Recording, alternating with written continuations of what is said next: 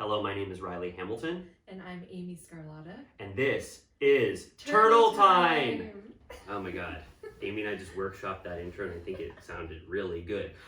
We are professionals. Yeah, that was amazing. And your levels are very good. It was just because you yelled Turtle Time. That's why it's not robot voice. We had a brief moment in our sound check where I sounded like a robot again. It brought me back to episode 2 of Turtle Time when we were doing robot voices and echoey bunker. Yeah. Well, Amy, this is a wonderful, huge day in breaking news for Turtle Time pod.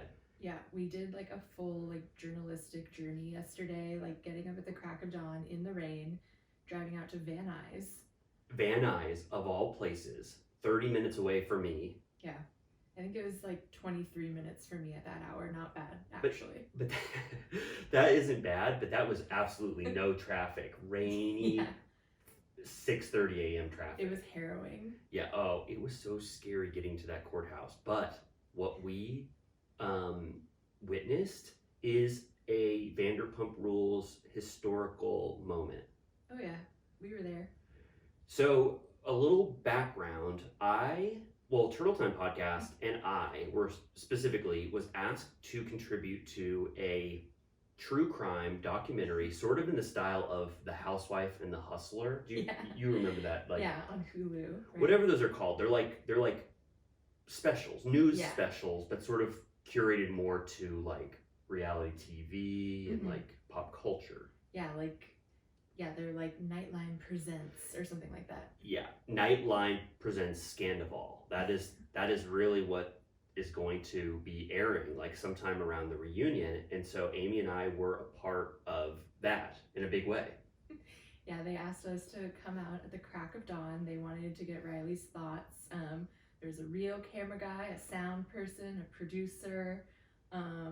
It was very dramatic. They asked me questions, and they asked me to do it in a format where it's sort of like a confessional interview where you have to say the full sentence. You can't answer the question properly, and I hadn't been able to sleep the night before because I was so nervous about this ABC News documentary thing, so I couldn't sleep, and it was raining and I was so cold, and they were asking me to look the producer in the eyes and answer questions in full sentences, and I flopped so hard. Amy was so nice not telling me, but I could not construct a sentence. I was so tired and I've never done anything like that before. So hopefully they're able to get some. I mean, I don't even know if they'll air it, but hopefully they're able to I hope they cast you as a total lunatic, a total smear campaign. I'd say there's a 50% chance they say this insane man showed up to the courtroom, even though they asked us to go. We would have never gone to the Scheana court hearing. No, that's true, right? No. They asked us. So this is already. I'm getting ahead of the curve. The press cycle. Amy and I, we were telling the true story of this. If they go, this local man is absolutely insane. He showed up to Scheana's restraining order hearing, but there is a chance they portray it like that. I hope it's like, and some of their fans go too far, and then they splice up your audio just totally Frankenstein. Yeah, this guy has a really weird podcast and TikTok where he does absolutely despicable things. No, I have to trust those producers and their integrity. I mean, I think that they really were just they'd seen you online. They were probably no one's really going to this because there's not that much fanfare. It's not like a Britney Spears trial or something like that. So they're we have to just confirm that someone will be there that we can talk to so that we can beef out this moment. Yes, yes. Put this in historical context, which I hope I was able to do, but I just told you all I was so flustered, and it's gonna come off probably like I was insane, but but actually being there was pretty amazing because we were a part of a very limited press pool. It was just us, ABC News, TMZ, another rival podcast. We're not even gonna say their name. Amy and I have this huge rivalry with this other podcast, and obviously I'm not giving them listeners, but they were sitting right next to us in the, what's that called? The outer court hallway. We were waiting for for it to begin. We were there were a few not trials but hearings before us. Yeah, other restraining order hearings were happening. It was they all put them back to back on one day in one courtroom. So there were 12 very quick restraining order hearings right before we got to the biggest one in history, Shay versus Levis. Yeah. It felt like we were at jury duty. Like, I mean, when else? At least I don't have much experience going to court outside of jury duty, but it felt kind of fun because I was saying it reminded me of Better Call Saul, just like the like daily slog of like small claims and like yes, the downtrodden lawyers and like their little outfits and like the coffee. It's completely unglamorous in a way that like the Vanderpump Rules universe is very has a nice sheen to it, and the courtroom was very, you know, it's dull, it's boring, you can't record. People are just doing their, you know, their jobs. Brock and Scheana dressed amazingly, though. Oh, yeah, they looked great. They sort of made the courtroom pop a little bit. Yeah, Scheana was wearing like a camel suit that was like tailored like perfectly to the floor. She had a bun, like a tight bun. Tight bun. Her nails were very long. Yes. Yeah, she like was full glam, and Brock looked nice. He was wearing like a little pea coat. And like, yeah, when they walked in, it was a breath of fresh air compared to the drab surroundings. Yeah, Amy and I both just like gasped. But I wanted to say one note before we get into the actual courtroom with them. We got to announce ourselves as press, and we got to put on this sheet of paper that all the press writes on. We got to say Turtle Time Podcast on an actual piece of paper. And someone was like, yeah, Turtle Time Podcast. There's another podcast here. It's the Turtle Time Podcast. It was like kind of, it was really nice to be like one of the 6 or 5 press outlets that were there. The woman from the other podcast was sitting next to me, and she goes, "What podcast are you from?" And I was like, Turtle Time? Well, we did the same intro that you just heard at the beginning. I said, my name is Riley. I'm Amy. And this is Turtle Time. And she loved it. She was like, I'm going to listen. She was like, what podcast are you from? And I was like, Turtle Time. And she was like, huh. Like, she gave me like such a look of judgment. And then like 30 seconds later, she turned around again and was like, oh, like Ramona Turtle Time? And I'm like, yeah, bitch. You have a fucking, sorry, I'm getting hyped. No, yeah, I mean, we said this is a rivalry. You have a literal Bravo podcast and Turtle Time doesn't ring a bell immediately for you, like something's wrong. Yeah, for real. I mean, there was a dismissive attitude from that other podcast. I felt like they thought we were beneath them, even though we were doing literally the exact same thing at the same time for the same exact reasons. Like, why would you be dismissive of us? I know. I think they were pissed that they weren't the only ones. Yeah, I mean, to get the scoop. Okay, so then Amy and I had to wait for maybe a full hour for all the other restraining orders, and I told you this at the time, but I kind of forgot why we were there because we're just sitting. It felt like we were at the airport. Like, I was like, what are we doing? We were just like chatting. It was so boring. We were chatting with like the junior producer who was like forced to be there. Yeah, her phone. Well, I don't want to blow her spot or whatever. She was amazing. She was amazing. But she was going through some technical difficulties on her end. Her phone just like turned into a brick the second she got to a courthouse. Like, it wouldn't turn on at all, and she was like freaking out. Because obviously it's like she needs to connect with her senior producer who's outside, and she didn't have any access to her phone, but she did have access to her laptop, and she was able to bring that in with her to the courtroom to take notes. Yeah, they allowed laptops for notes, which is interesting. But the phones, they literally made us confirm that our phones were off. Like, they made us like push the power button in front of them and confirm that they were off completely.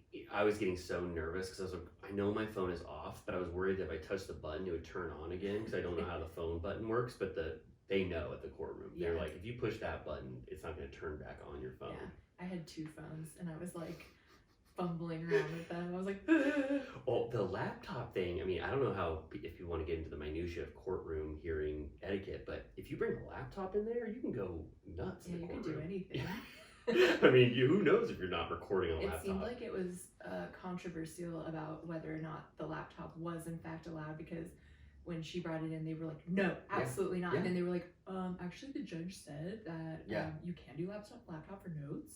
And they were like, oh, okay. He said something, he was like, well, I just can't get used to the rules or something. He made it seem like he had never seen a laptop in court before, like that this was like a new thing. I thought that was interesting. I like the method you took with just the classic notepad. Oh yeah, I was like, I've never written shorthand before, but I was like trying to learn a new type of language. And I did like when they told Scheana when she arrived, they were like, you can't film anything in here. And Scheana yelled really loud. She goes, so I can't vlog? Did you hear her say that?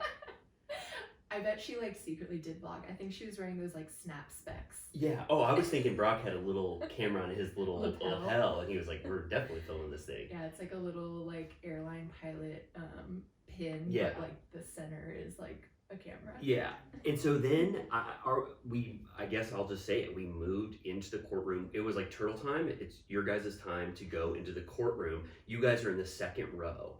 So it was Brock, Scheana, her lawyer, maybe Yeah. two lawyers, because Raquel's She lawyer has a wasn't there. very like attractive, fashionable lawyer. Oh yeah, they brought so much glamour to the proceedings. Yeah. Her lawyer looked amazing. I hope he's listening to this. He looked really cool. Yeah, he was sharp. He was definitely like, I don't know, like the other lawyers like in the hallway were like comb over, like sad loafers. Better Call Saul vibes, like just like you total said. Better Call Saul. That rival of Saul's in the courtroom, Yeah. they all had that exact vibe. Just like, ugh, fuck. Yeah, like this sucks so bad. God. Oh, Scheana Shay restraining order. Oh. But this guy was like, you could tell he's like doing deals. Yeah. So then they said, Turtle Time Podcast, you guys are in the second row. And the way Amy and I sat was, I was just behind, you were in between Scheana and Brock, and I was just to the left of Scheana. We were just like the closest you could ever be to them. I think like if you put a ruler between my nose and her bun, it would touch. Yeah. I mean, I was like, Amy, like, do we ask just one question? Like, is it our journalistic responsibility? But it was just not obviously the time or the place. And I couldn't, if Scheana would have been like, please don't talk to me right now, I would have died. I would have been so embarrassed. Yeah, I know. It was awkward because we were trying to be professional because, you know, the court is very serious. And the Turtle Time Podcast is very serious. Yeah, we take our duties very seriously. Yes. But yeah, it was like I was trying so hard not to laugh just out of awkwardness of like knowing that it's so dumb that we were allowed to be there. And like there was only like 3 other people. And the circumstances are so crazy that for some reason Turtle Time Podcast was allowed press entry. The fact that they seated us right behind them was so insane. I was like out of body. Like I was like, am I dreaming right now? I was still so tired. And I was just like, literally the world is a farce. Yeah, like what is happening? The world is a farce. The world, anything can happen. Anything is possible. That's what it made me realize. Right. You can be at a court hearing where Scheana Shay and Brock are trying to get their restraining order dismissed, and you Yeah. could be right behind them as part of the Turtle Time Podcast. Yeah, that's what I think we've really taken advantage of, and what started us doing this in the first place Yes. is like the knowledge that these people are so accessible, and like we live in their city, so we can basically, if we wanted to, we could probably see 1 cast member per day. Yeah. If we put in like a minor amount of And effort. being accessible is a part of their brands for the most part. Yeah. They rely on their accessibility to fans, and they build businesses based on being accessible to their fans. So it's not so weird to be right behind Scheana and Brock at a court hearing. Right, and like when they first came in, the rival podcasters next to us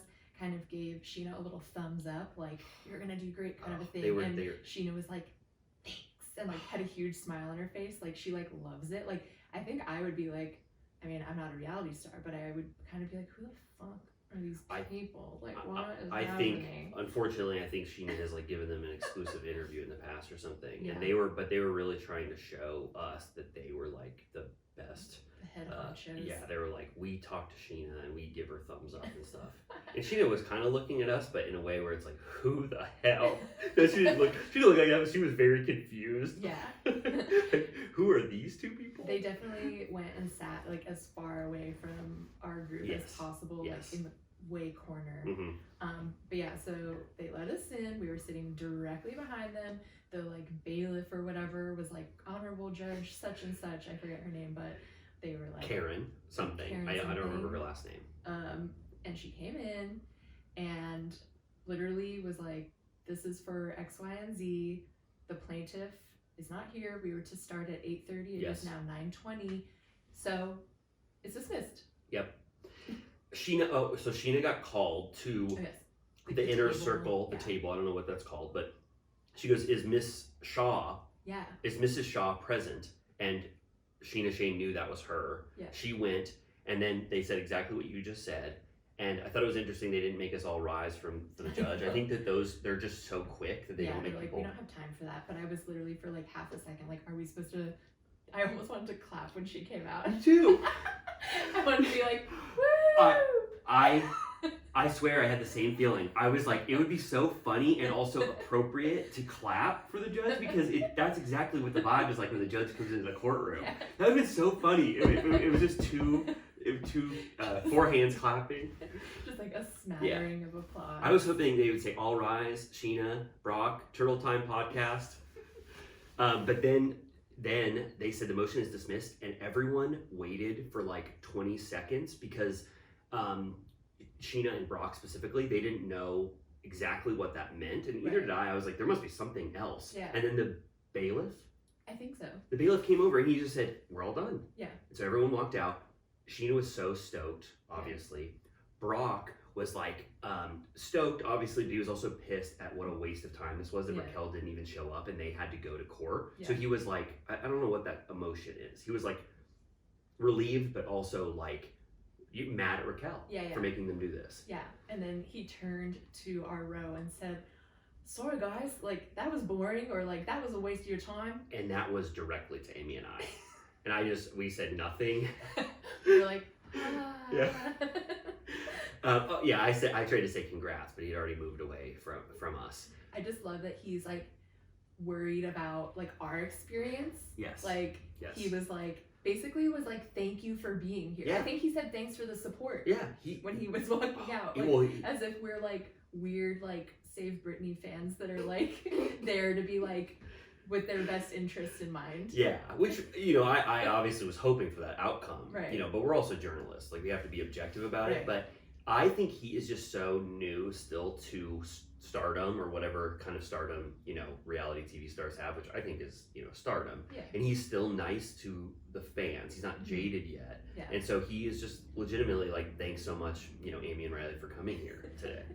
Yeah, I'm confused about like, I don't really know the like ins and outs of like exactly what happened because I had heard that Raquel had brought like a paper to the reunion that was kind of like an unofficial like dismissal of the charges, but people were saying that it was like not really, it didn't really add up to anything because it wasn't like a formal like, dropping of the case or whatever. So I don't understand why, if she was fucking with them by not coming yesterday, or if she like just thought that's how it works, like if you no show then it's dismissed, which is true, but I'm sure she could have dismissed it without them having to come. So I can't imagine Raquel giving Andy a piece of paper that says the case is dismissed or whatever on it, like it's just because it's handwritten. That's what I was just thinking. It's like it says, Andy's like, Raquel gave me a piece of paper with crayon on it, and it says case dismissed. It's like obviously that wasn't legally binding whatever she did at the reunion because Scheana's still never mind. Yeah, I stop it now. But whatever she did was not legally binding because Scheana and Brock legitimately still had to show up to the hearing, and because Raquel didn't give a shit and didn't show up, the restraining order was officially dismissed. Right. Yeah, I mean, I'd be so annoyed. Like, they revealed in the episode last night that they live in Marina Del Rey now, and I'm like, if I had to drive from Marina Del Rey to Van Nuys in the pouring rain and to get there at 8:30, I would be so mad. And she had to like, I bet you it took her like 2 hours to get ready. Like she had full makeup done, like her outfit chosen, like ready to go. She woke up earlier than us. Yeah. And like she had to actually like, I mean, she didn't have to do anything. She basically didn't have to say a word, but like she had to be, in the mindset of being there, and like, I respect her for going, like, she dotted all her I's and crossed her T's because, you don't want to play around when there's a suit happening. Oh yeah. And then she had the perfect packaged response to TMZ and ABC News, whoever was following her, the press gaggle, that she had this full thing, which you saw in the TMZ interview. It was like Raquel wasted the resources of, the justice system, and there are people who actually need to use the restraining order system. Yeah. And so she just basically laid into Raquel for misusing, the system, which I thought was very interesting. Yeah, which is true. Yeah, like, very true. It's such a waste of time. I also kind of felt obviously like TMZ is sort of like the like grubs of the earth. Like they're just like, it's like such a toxic universe that they have created.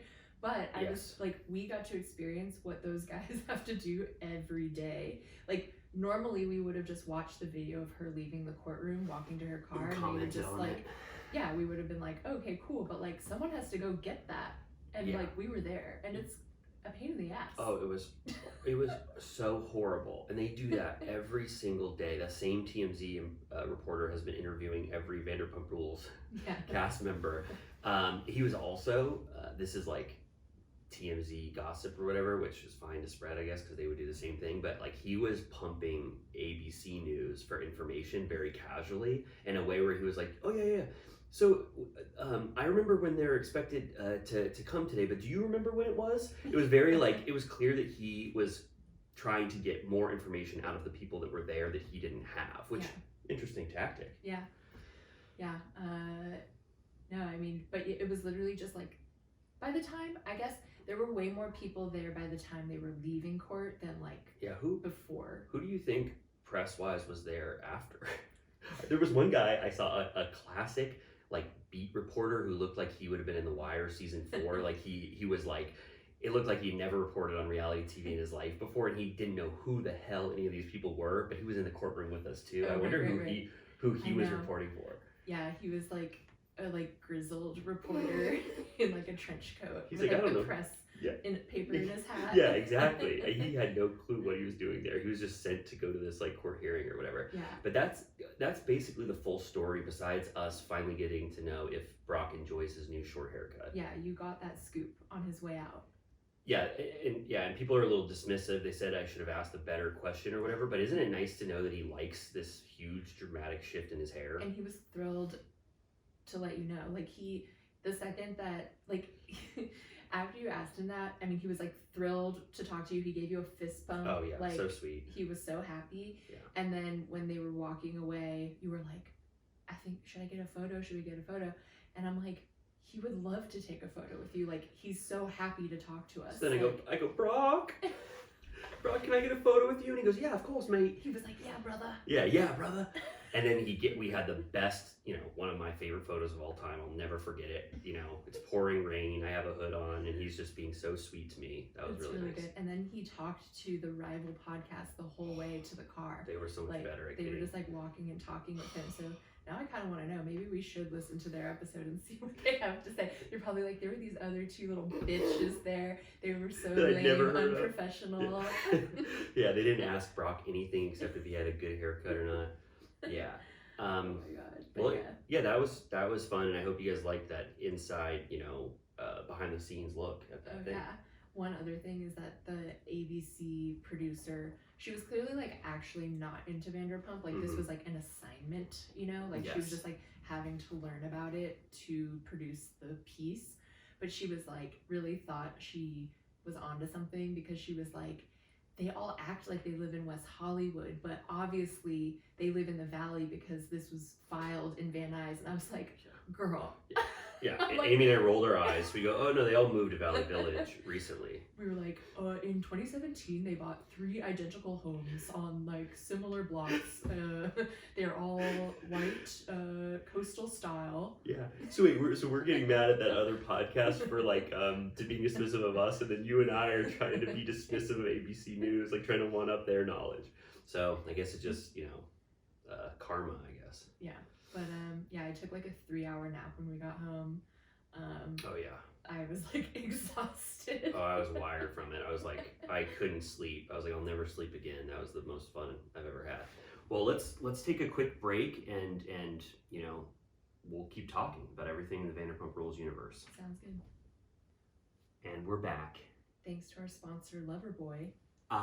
Yeah, and we'll talk about this another time or whatever, but I watched the first season of Summer House. I love Kyle. I only based on your recommendation and you saying that Jimmy loves Kyle more than anyone on Earth in the Bravo universe. I was like, I'm definitely watching this, and I love Kyle. And I was not starstruck when he did our last Loverboy spoken word ad, but this time I am. Thank you, Kyle. Thanks, Kyle. He's the #1 guy in that group, I say. Yeah. Okay, yeah, let's save our summer house talk because like it's, Maybe we can start a Patreon just for Summer House. oh my god, if you wanted to go back into the summer house universe with me and start it where I'm fresh and Oh, you yeah. are seasoned, Ooh, I think that'd be very fun. So I if, love Summer House. yeah, and I want that energy because you love it. Yeah, they just announced this morning that there's going to be a new Summer House, Martha's Vineyard. You're kidding. Not kidding. Is it okay? Just quickly because this is very interesting to me. Are there any cast? It's not a crossover. It's a brand new cast. It is a cast of color. They're all it's a black cast, which I mean that's great. I didn't know that Martha's Vineyard had that flavor. I always assumed that Martha's Vineyard was similar to the Hamptons and that it was like very white. Yeah, exactly. But in the trailer, they make it seem like that is like a historical black vacation spot. So that's interesting. Very interesting. And it's the same concept where everyone is leaving their jobs for the weekend and going into a house and living together. So that same concept is the same. I think so. Oh, okay. Yeah. Wow, that's very exciting. So I'm excited to be starting my summer house journey right at the time when a spinoff is happening. I know. I will say, I don't know. I'm a little bit in my like Bravo career of like spin-offs are hard for me at this point. Like I never watched Southern Charm New Orleans or whatever the new That's a version of show? that was. I was like, I'm good. Like I actually don't need more. Like yeah. even like whenever there's a new Housewives city, I'm like, I don't want more. Just like make the old ones good. I don't want a new one. Like I don't like even on the episode last night, the Vanderpump episode, they tried to really sneak in the Southern hospitality afterwards so that you would go straight into watching it. And I was like, I'm not watching it. They capitalized on the success of Scandival and that how many viewers they were going to have, and they immediately led into Southern Hospitality to be like, hey, you're going to like this show too. I'm like, where's Watch What Happens Live? I know Andy's on vacation. He looks like apparently he's in Tulum, which he deserves a vacay, but I'm like, we need Watch What Happens. I've gotten so used to specifically like after Vanderpump them having someone from the show on immediately after. I know. It's like part of the experience. Yeah, it's so fun to hear them like comment directly on the episode we just watched with a cast member. But you know, I'm gonna watch whatever we all deem as like the iconic franchises, and every once in a while when a Southern Hospitality comes up, like there is gonna be another iconic franchise that you know spins off from one of these shows. It's just a matter of choosing what is iconic out there. It's hard to like be on the right side of history because like I'm not watching that, but as I said last week, I said that about Vanderpump and Summer House. So yeah, and I was dismissive of Summer House, and now I just watched the first season in 1 day or 2 days, and I was like, oh, this is really good. They're just partying. Oh, I'm in my workus era. I just watched the episode. We're gonna stop talking about Summer House right after this, but I just watched the episode where Lauren Workus, I think that's her name, she slammed Carl's face with a big cake in the second season, and I was like, that is the most unhinged thing I've ever seen. And then she said, you don't want to make out with me after I just slammed a big cake in your face. Do you remember that moment? Yeah. There's a later moment where she smashes a watermelon. Oh, is that in a different season? Or the same? I don't remember. The Workus twins aren't on for too long. Okay. So yeah, I can see that. I don't know if they were on for 2 seasons or 3 seasons, but they remember they're the conduit for the crossover on Vanderpump. Yeah, they are the reason. I was doing my rewatch earlier this year, and I totally forgot that it shows them walking up to Sir, and I literally like screamed because it was like wrong. Like I was like, my brain, I thought I was having a stroke. I was like, why are they here? Yeah, I know. Yeah, it's crazy. Yeah, so that was their organic lead in to, that's not a spinoff, but their new show. They figured out a way to like get Vanderpump to advertise Summer House. Wasn't it like Stassi's friends or something like that? And you're like, not really. But okay. Yeah, but it was the first episode was so fun just to see, because there was scenes that hadn't aired in the Vanderpump version of it, I think, and it was just fun to see more of like drunken Kyle to Stassi, and Kristen was just chugging a rosé with them, like she fit in so well in the Summer House, like it was fun. And that's when Scheana was like being really healthy and boring for some reason, and she was like, I don't eat seafood. And then she was like, I don't skinny dip. I don't do shots. Like every time they cut to her, she was just saying no to doing something. I'm like, you need to get out of here. Yeah. And Stassi was like, I really hope everyone does these fun things with me on my birthday. And she was like, I don't do that. I don't do that. I don't do that. Yeah. Yeah. Okay, well that was our summer house a little update. taste. Yeah. Okay, so we are going to get into the news, like the breaking news since last week. So the first thing I think that was sort of relevant to me was Tom Sandoval's first video interview, like the first interview I've seen him do with TMZ where he's actually talking about Scandival, because we know the reunion happened, but we haven't seen any clips from it. We read his horrific written statements, but this was the first time I'm watching Tom Sandoval respond to Scandival, right? I mean, that's the first video we have. And it's clear to me that, well, I don't know about this process of TMZ, but I think we've already talked about it actually, but did Tom Sandoval call TMZ on himself to advertise his cover band tour dates? Probably. Okay. Yeah, that's what it seemed like to me, because the guy was very, the interviewer was very, he asked questions that Tom said, no comment, no comment, no comment. But then the interviewer said, do you have anything else going on in your life? In particular, your music career? And Tom Sandoval goes, yes, we have 4 dates and we're going on tour and we are going to be practicing, brand new songs. And it turned into 2 minutes of full advertising Tom Sandoval and the most extras. It's like at the end of Hot Ones when they were like, do you have anything to plug? This camera, this camera, this camera. He was like ready for his moment. Yeah, he was so ready. He was like, okay, now I'm going to start talking. He also said that the TMZ interview gave him a softball flattering question where he was like, I've just started watching the show and there's been so many cheating scandals in Vanderpump Rules history. Like, why do you think you're getting so much flack for this one? And Tom Sandoval goes, I think because it was so unexpected. Which I found that to be very interesting because it's true. Yeah. The reason why this is shocking everyone is because it is so unexpected. Yeah. And that makes it a little different than the cheating that's happened in the past. Yeah. But also the way he said it was with no remorse in a way. Like he's obviously he's not going to do his public apology to Ariana in a TMZ interview, but I just don't really, his mindset seems so strange during all of this stuff. He feels like justified.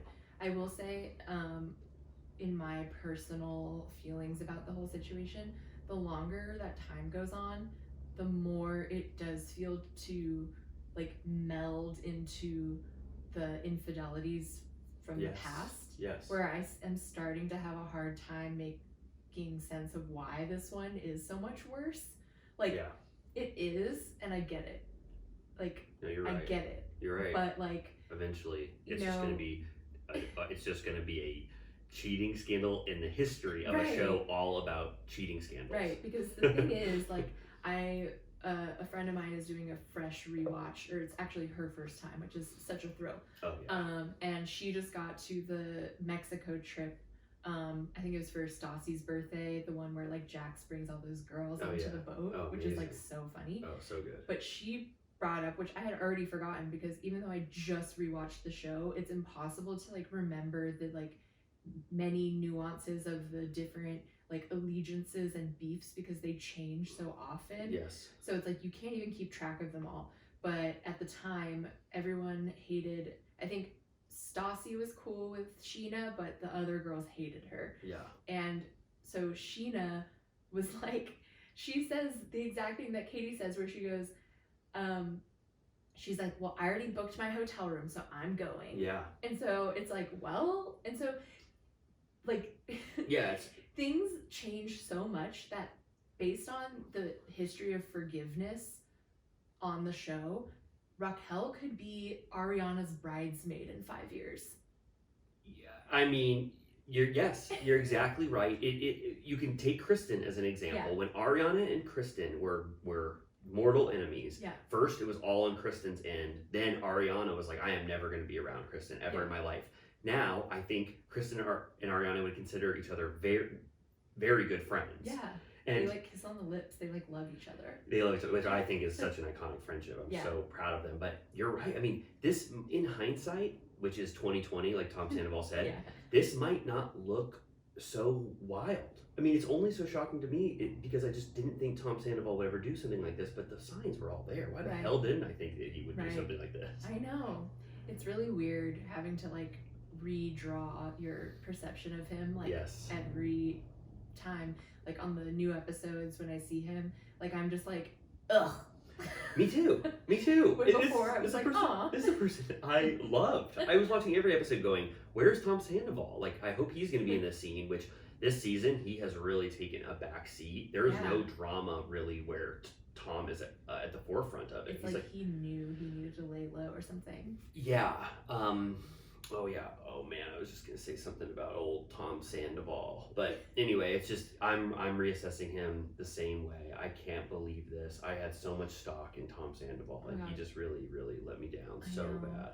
And then so he did his TMZ interview, and then like was it this morning that Raquel was seen leaving him and Ariana's house? Yes. So now I am fully convinced, and I think the world is convinced, it's not a surprise. Tom Sandoval and Raquel are either testing the waters of what it would be like if they do decide to have a long-term relationship, or this was always the plan, and it always was a long-term relationship that they weren't ready to talk about. But I feel like they view this as the best way out. They have to date for at least a year or something to make this legitimate. Yeah, I feel like, oh God, it's just like, she can't go to your house. Like, he has to go to her apartment. She cannot come to their shared home. Like, that's just not okay. Like, imagine like being Ariana and finding this out and knowing like, I guess I have to like change the sheets. I mean, I assume they're not staying in the same bed, but like, just like, Ariana so has to come home from a big long trip and go, did Raquel sleep in this bed with you? Like, what is going on? I mean, I'm sure they have 2 or 3 bedrooms, but still, it's like, this, man, it can't get much worse for Ariana. My only thought for Tom Sandoval, as one of the former biggest Tom Sandoval fans, is that he thinks he has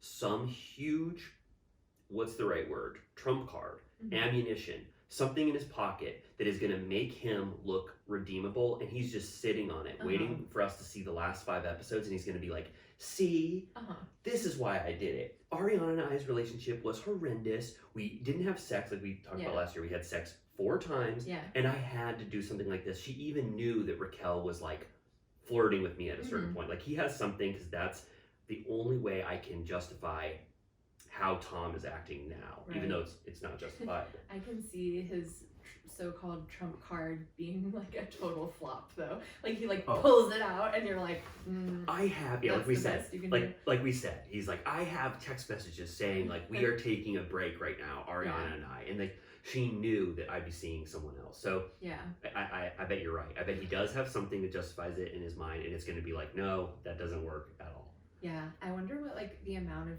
time post breakup, that if there's any amount of time that would have been okay for him to start dating Raquel. Like, I feel like even if it was like they did a normal breakup, like moved out, it was sad, like Katie and Schwartz style. Like, I mean, we saw what was happening when Schwartz was trying to make out, or with, even just a potential kiss was a total drama. So it's like, I think it still would have been a huge scandal if they would have started dating like a year later. Yeah, it would have been a great piece of drama content for us to watch, but it wouldn't have the reaction like shaken to our core. But yeah, it would be just as impactful if 4 months later, or by the time season 11 started, we found out that Ariana and him broke up in the off season, that he was dating Raquel. We would be treating it exactly the same as how we're treating it now. Yeah, I mean, I won't skip ahead, but I mean, there are moments in the newest episode where they are being like affectionate, like, they get to their hotel room and they're sort of, they don't seem like they hate each other. Like, on all the shows I watch, there are many like clearer examples of couples who hate each other. Like, in the history of Ariana and Tom, she has, spoken her truth and like called him out plenty of times. Yes. But it always felt kind of like healthy. Like, it was like she would roll her eyes at him and be like, shut up, you sound stupid, or like, don't say that, or like, don't talk to me like that, or whatever. Yes. But she always came back around to, seemingly being so supportive and like loving him. Like, it's not like they're a couple where you're like, do you guys like hate each other the way like Katie and Schwartz always were, where you're like, I think you guys like actively hate each other like every single day. Like, there's like no respect. Yeah, Ariana's criticism of Tom was always legitimate. Like whenever she would be critiquing him, you could tell it came from a healthy place where she was like, he is really annoying me right now because he's being annoying. Yeah. And I see so much love between them still. I mean, Ariana said this episode, which I guess, well, let's get to that two last breaking news, and then let's get into the episode because it's like we're champing at the bit to talk about it. So this is very small, minor, but Jax Taylor, which you and I talked about him last week, I think extensively. Yeah. He is really loving life right now as the defender of truth and justice, and he loves being on the right side of history for once. So he is taking he's taking advantage of making fun of Tom Sandoval and being Team Ariana. And today he posted on Instagram when he found out the Page 6 news that we just talked about, that Raquel had slept over at Ariana's house. Jax said something like, I don't remember the exact quote, but it was like, if this happened to me, they would be murdered and I would be killing them and I would be in jail for it, or I would turn myself in after. He's like, I would murder them and turn myself in. Yeah, and then it's like he thinks that he's on the right side of history, so any commentary he has is going to be fully appreciated, but he still has the Jax mentality where it's like, I would kill them. And it's like, and then he immediately deleted that and made it a very soft version. I bet Brittany was like, Jax! Murder Jax? Did you say you're gonna murder them? Well, I love that he was like, but I would turn myself in. Yeah, right. I would turn myself in. Exactly, and that's why my case still remains: get Jax and Brittany on season 11, please, for the love of God, because this defender Jax of truth and justice is like a house of cards. Yeah, I know. And then he followed up with the identical post but with new copy that said like wow, like kicking Ariana while she's down, that man is pure evil. It was like what's that called? It was like he did his first draft or whatever, and then he was like, oh no, okay, I'm gonna go to this other one that's a little tamer. But it's like just so funny that he's like doing like screenshotting Page 6, doing like the commentary, just like begging to be relevant in this series that like he was like he said in Watch What Happens Live, he doesn't have a leg to stand on, but I mean, it's so funny. Yeah, I'm not going to talk about this very long, but I listened to the first 30 minutes of Jax and Brittany when reality hits. Oh, you did? Oh yeah, and it was actually, I was like dismissive of it last week, but I was like, I'm the core audience for that. It was so entertaining. What did they talk about? They talked about how they actually met in Vegas, which the details have been murky, but we finally get the beautiful true story, which, full disclosure, this is an advertisement for that podcast. We are being sponsored by them. But they tell the beautiful full story of how they met in Vegas. They do a quiz game where it's like, how well do we know each other? Like a cute little game. They don't know each other too well. But all the moments, Jax and Brittany are actually better as podcasters than I thought. They actually have a good chemistry and they're kind of fun. Do they have like a producer? I think so. I think there's someone definitely editing out some Jax saying like, I'm gonna murder someone or whatever. But overall, it was kind of entertaining. Just the two of them talking. Like just there's the two of them. Other people sitting around. Just the two of them with very clear segments. It's like, this is an update on us. This is a game we play, and who knows what the formatting is gonna be like. But first episode, I was like, this is kind of fun. Did they talk about her running around in dirty Converse and then coming back so that he could smell and lick her feet? Yeah, exactly. Yeah, they started out the episode. He said, how stinky are your feet right now? And it got really, really horny right at the start of the episode, but I don't think that's going to be like an ongoing part of the show. But anyway, that was just my little Jax and Brittany when reality hits update. I do love, like, the podcast world is like the landing pad for all Vanderpumpers. Like, they're all like, they won't shut up. Like, they're all, as I talk into a mic right now, like, they are just like Lala and Kristen. Like, every time I open my phone or my computer, they're like on a podcast talking about Scandival, talking about like what they know, what they're allowed to reveal, what they're not allowed to reveal. Kristen said that she was saying that apparently there is a Sandoval Raquel kiss that will be on camera, like from like the reshoots. Kristen said that? She said that she got a producer to admit it. Oh yeah, and she just blabbed it on a podcast, which I'm like, such a betrayal. She used like one producer against another producer to get them to verify that Tom Sandoval went over to Raquel's apartment and kissed her. Yeah. That night. That whatever day that was. Who knows where we are? But it was Tom Sandoval got seen at Raquel's apartment building after Scandival, and he gave her, I guess, a big gigantic kiss. Yeah, which is just so funny that she like immediately was like just told. Just like leaked that. Yeah. And then Lala has been on like a million podcasts, and she's like talking about like who fought at the reunion. Like I had heard it was, who are they saying it could be Schwartz versus James or Sandoval versus James. Okay. I think so. I think they're rounding around James being a part of it. Yeah. But I think it's still up for debate whether it's Sandoval, which I mean that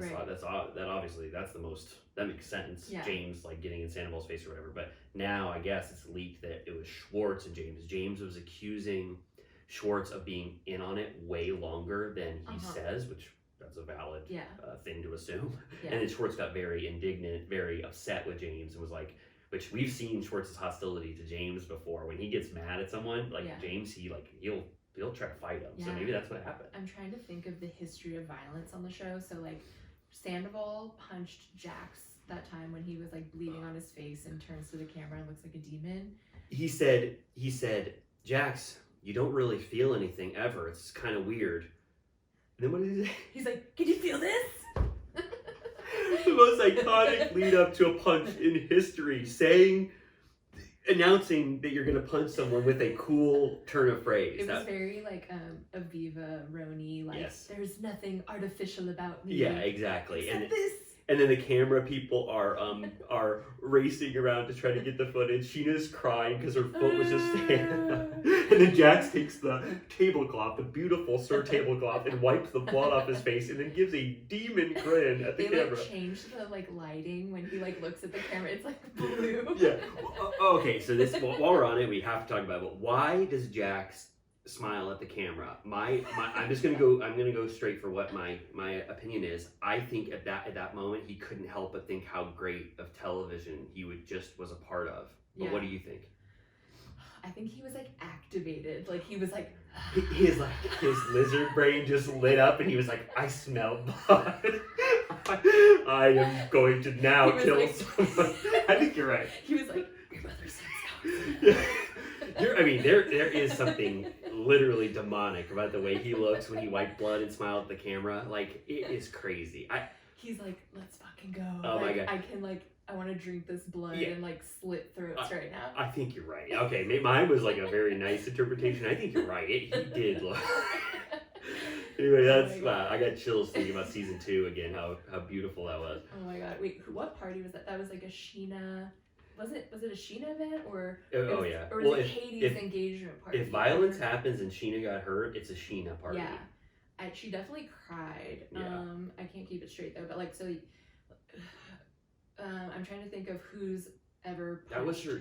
That was her new tooth. So season 2 is when Scheana has that gray rotting tooth in her mouth, and Brandy comments on her gray tooth. Yes. And then I think Scheana says something like, "I just got my teeth fixed." Yeah.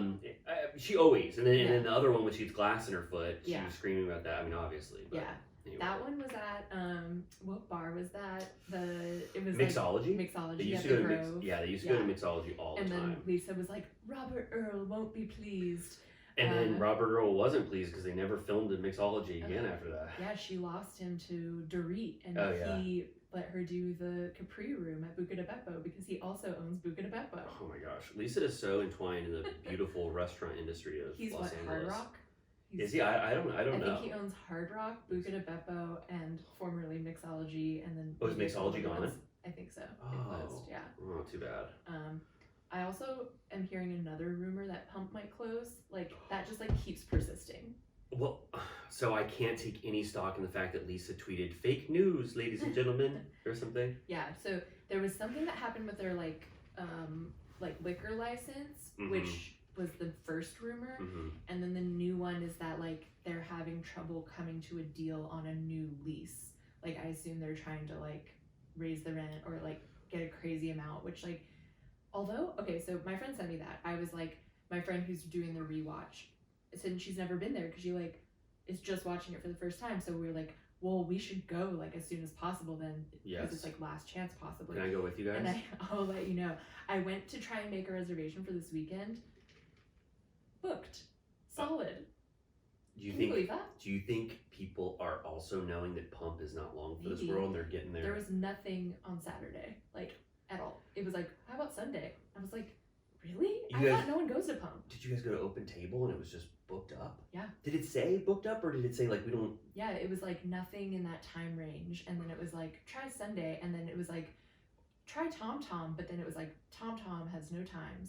Well, if we should make an adventure of going to Pump because I've only been once, and it was before I was even a Vanderpump Rules fan. I was going with my wife and her mom, and so I've never even got to have the real Pump experience. So if we ever can get a table there, I hope they can save it. But yeah, you have to get them all. And I mean, and if you want to have just a Pump time with your friend, and I don't have to be invited, but more cosmopolitans. I don't find it hard to believe at all that Pump would close. It's the least loved of all of the restaurants, and it's not even in the intro to Vanderpump Rules. That's true. Yeah. Let's take a little break. Let's let Kyle tell us all about how good Loverboy is, and then we're gonna talk about this week's episode. Yes. And we are back. Back again. Thank you so much to that sponsor that we're gonna add in later. That was so great what you advertised. Yes. So Amy, now let's get in to this week's episode, Vanderpump Rules, Season 10, Episode 8. It was called something, a title I don't remember. By invitation only. Woo! I'll just start off with that, and then I'm going to ask you overall thoughts. But I really loved this episode. I thought it was maybe a 9 out of 10, but obviously that can't be true. But 10 out of 10 is like the finale of season 2 or whatever, you know. It's like, but to me it was an 8 out of 10. I just thought there was so much fun stuff in here, but it was like a low-key episode of season 4 where you're like, that wasn't great. Yeah, it felt like a return to form. It was like it was like the low-level episodes they would have in a really iconic season. Yeah, because it had like Villa Rosa. Yes. It had Mexico. Yes. Like it felt like old times. And the whole cast, I feel like, was together for the most part the entire time, or at least huge groups of the cast, right? Yeah. Like, was that? Yeah. I mean, there was a lot of, it was like stacked with events. There was like a ladies' brunch. There was like an engagement party. Then they went to Schwartz and Sandy's. Then there was like Lala, Brock, and Scheana getting lunch, and then they were all in Mexico. Yes. Like it was like a lot of little gatherings. So overall, like before we get into it, you were liking this episode. I thought it was good, but like you're saying, it's still low key. Yes. It was good, but I'm waiting for what Andy Cohen is talking about when he says that the last half of this season is the best Bravo of all time. Yeah, I have been waiting each episode for when it was the part of the season where he was thinking about that. I feel like it's gonna be the new the new footage that they just shot. I agree with that. There are seeds planted in this week's episode, or just the little details of this episode that lead me to think that this is going to be an explosive end of the season. Just the way James is acting. Oh my god, I wrote down that he's rabid. It was like, it's like the James that we know and love and are so used to. He said this at See You Next Tuesday when I went. He goes, I thought I had to bring out the big guns for season 10. I was ready to go to like step my game up a little bit. But he was like, I had no idea what was coming in terms of Scandal. So I think this is what he's talking about. It's like James unhinged, drinking in pure blissful love with Allie. Like, I don't know. I mean, his little sunglasses that he was wearing for like the whole episode. But oh my god, well, again, a return to form that the London gangster himself comes out immediately in the beginning of the episode. You just teed up the start of the episode so perfectly. I wanted to go scene by scene because this thing was a masterpiece in my opinion, a low-key masterpiece. Yeah. We got to see Andros. Is his name Andros? Uh-huh. He looks amazing. He looks way better, but so scary.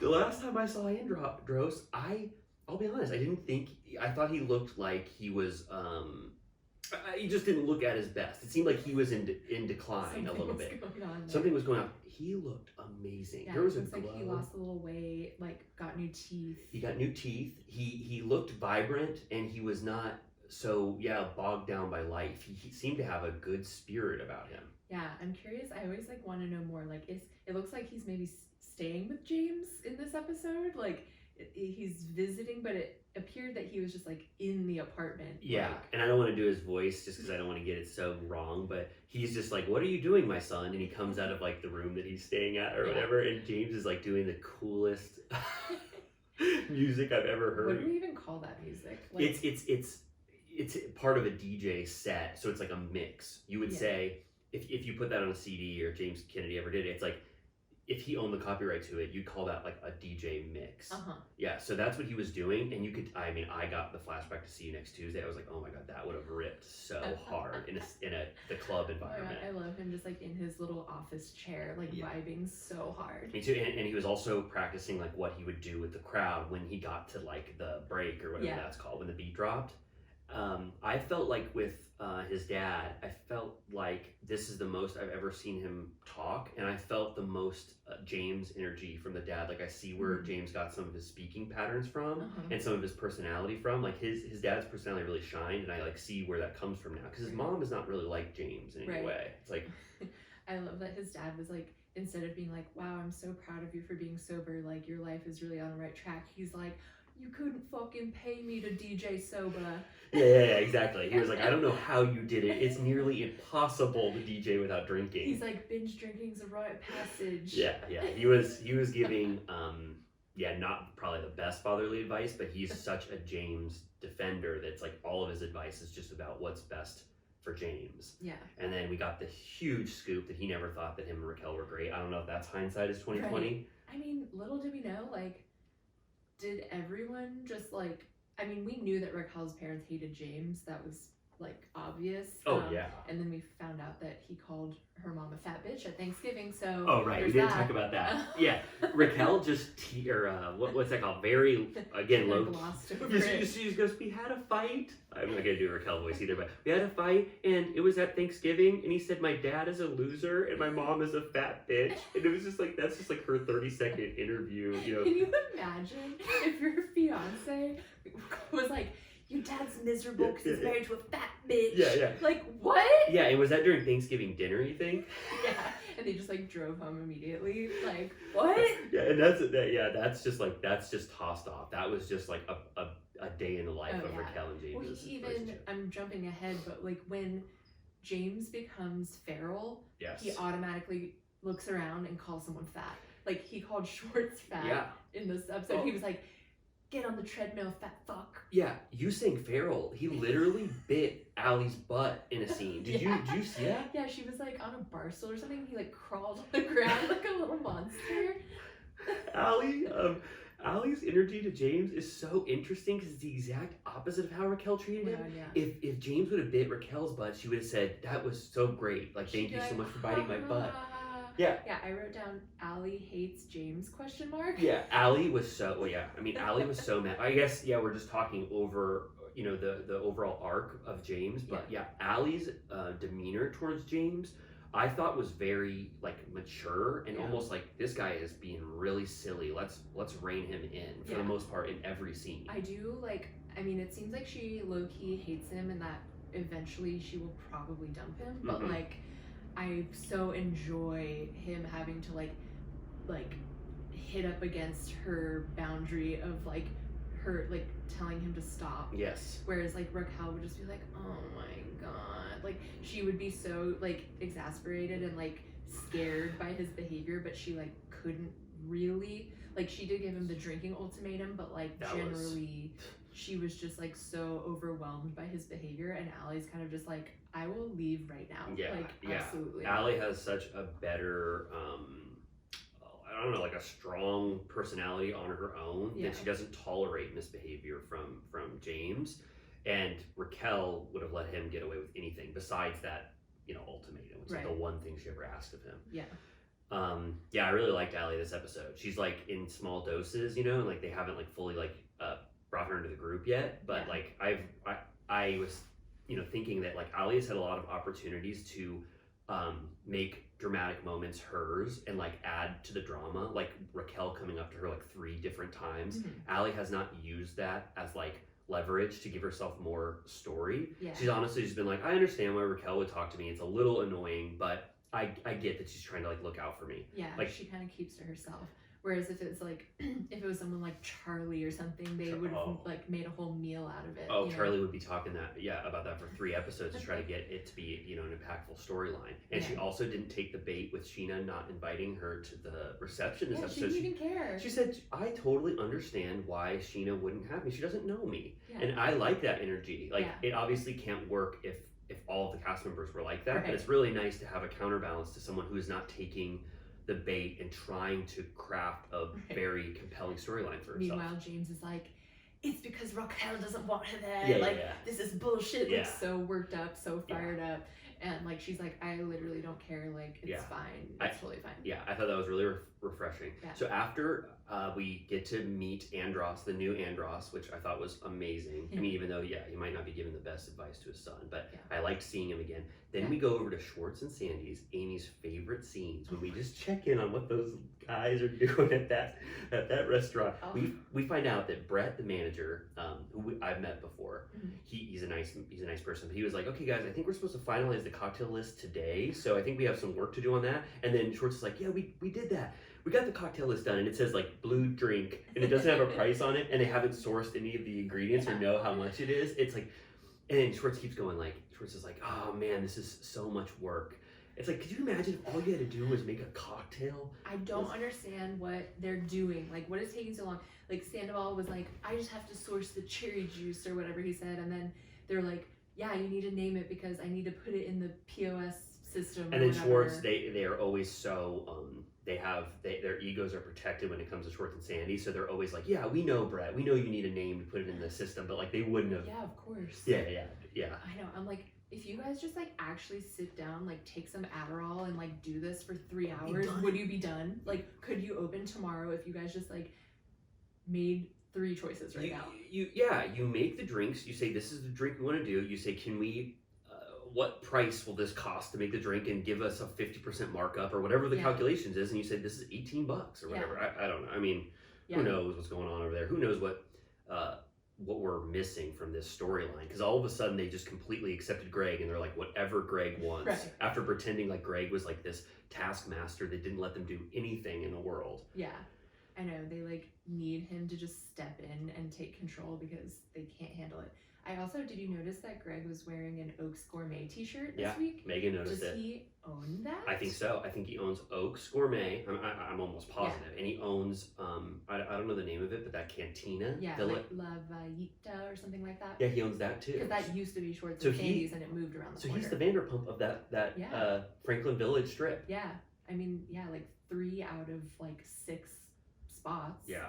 I definitely noticed that. Yeah, if you found out like in season 11 that Lisa had cheated on Ken with Greg, would you be like, this is the biggest thing in the world, or would you think the restaurant industry is shaking?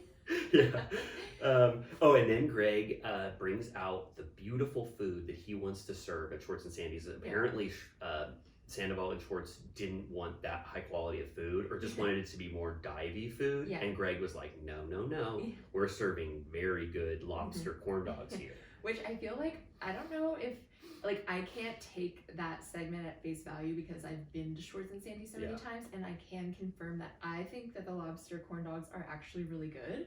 But I feel like on the show they're playing it like, what the hell? Like, lobster corn dogs. You think that's how Sandoval and Schwartz are sort of viewing this food? Like, I think that, like, editors, because I think, like, when my boyfriend Jimmy has not been to Schwartz and Sandy's, and like other people that have never had the lobster corn dog, when they see that, like, generally people like think that sounds disgusting. Right. And I'm like, I get it, but like, I'm telling you that actually that's the only thing I would order there, having tasted other things as well. It was, all the food, I would say it's, yeah, we're talking about Schwartz and Sandy's food again, but it's like, it's not going to knock your socks off. It's No. better than SUR food. Yeah, for sure. And there are probably 3 dishes that are edible and you'd say good, 7 out of 10. And then there's some major stinkers on there. There's those mushroom beignets. Yeah. I was like, which last night on the episode they had crab beignets, which they no longer So have. And I'm like, maybe you should switch back. well, no, that I just, crab, you know, is really expensive. Yeah. And if you're doing imitation crab, I think you have to Same. call it K. Yeah. KRAB. So Greg was just like, we can't have Schwartz crab. and Krabbies. Yeah. Yeah. So, and then I thought it was interesting that Katie was invited to this taste test. Why? So I know why. And you can tell me if you don't think this is right. I love that we're getting like deep in this episode. Katie was invited because Schwartz and Katie had a very dramatic fight at the end of that pool party that we didn't get to see any more of the pool party this episode.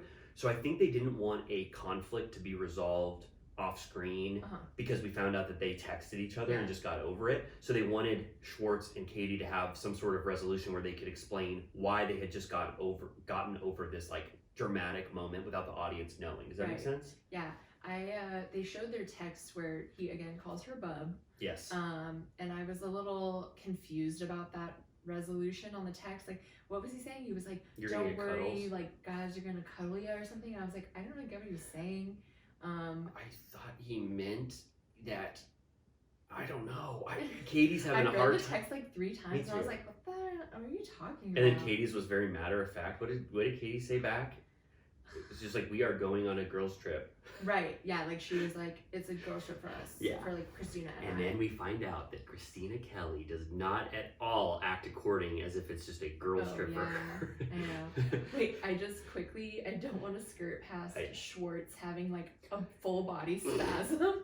Yeah, I wouldn't have let it go by. Schwartz is talking. He's having a scene where he talks about how Katie and him made up or whatever, and then his leg just fully gives out and he almost collapses on the ground. And he goes, "I'm rickety."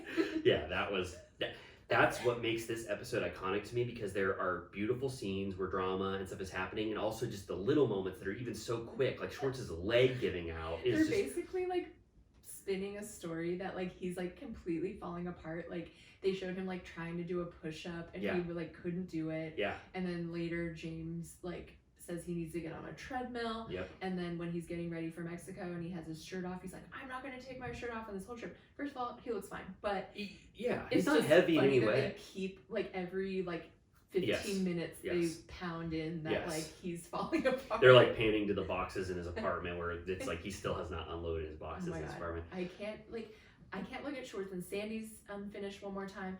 I can't look at Schwartz's apartment one more time with all the shit in there. I'm like, I want to like offer to, I want to knock on his door and be like, "I'll get this done in 3 hours. It'll like, please just let me unpack for you. Yeah, I can't look at it anymore." It seems a running theme is like, you get Amy and I in there and give us 6 hours for the cocktail menu and his apartment. Yeah. We would get stuff done. You guys don't have just a day to dedicate to just getting one thing done. Like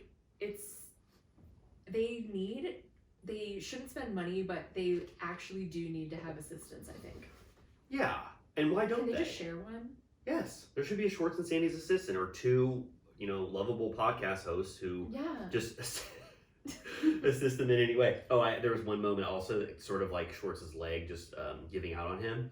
There was another moment where Katie explains the relationship for why she's there at the tasting at Schwartz and Sandy's, and she says, "I'm Schwartz's ex-wife," and then the person like stops talking to Katie, and then Katie just says to herself, "But we're still besties." And she says it kind of sad. Did you hear that part? I didn't hear that. Yeah, it's another just throwaway moment that is so psychologically interesting that they're just sort of like, tossing off. Oh my god, that's so funny. Yeah, so, but then that scene, other than that, it's like, okay, we saw the Schwartz and Sandy's food. It's like, there's a lot of Schwartz and Sandy's plugging this episode. Yeah, I'm just like, we can't go to Schwartz and Sandy's on every single episode. No. It's just, especially knowing that they literally take like 3 more months to open from where the episodes are happening now, and they keep saying the 31st, the 31st, the 31st. Yeah. And I'm like, that literally couldn't have been further from what actually ended up happening. It's not until November, right?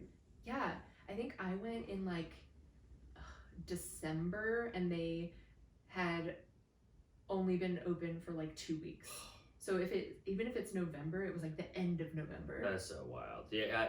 It's like they would just have such unrealistic expectations of shorts and sandies, even though it looks pretty functional when you see it in every scene. It's like they're. I know, that's the thing. I'm like, what are we waiting for? Like, I'm like, can we get like a whiteboard up with just like a checklist? Yeah, like, honestly, that would be helpful. Like, I think that like I wish that they would put on the screen every time they were at Shorts and Sandies the to-do list like on the right, so that I know what we're working. And they have been incorporating a lot of whiteboards this season already. We saw Scheana's wardrobe whiteboard for shorts. Remember, Tom Sandoval just grabs a thing about all the things you're gonna. Do you have a whiteboard? He's like, right there.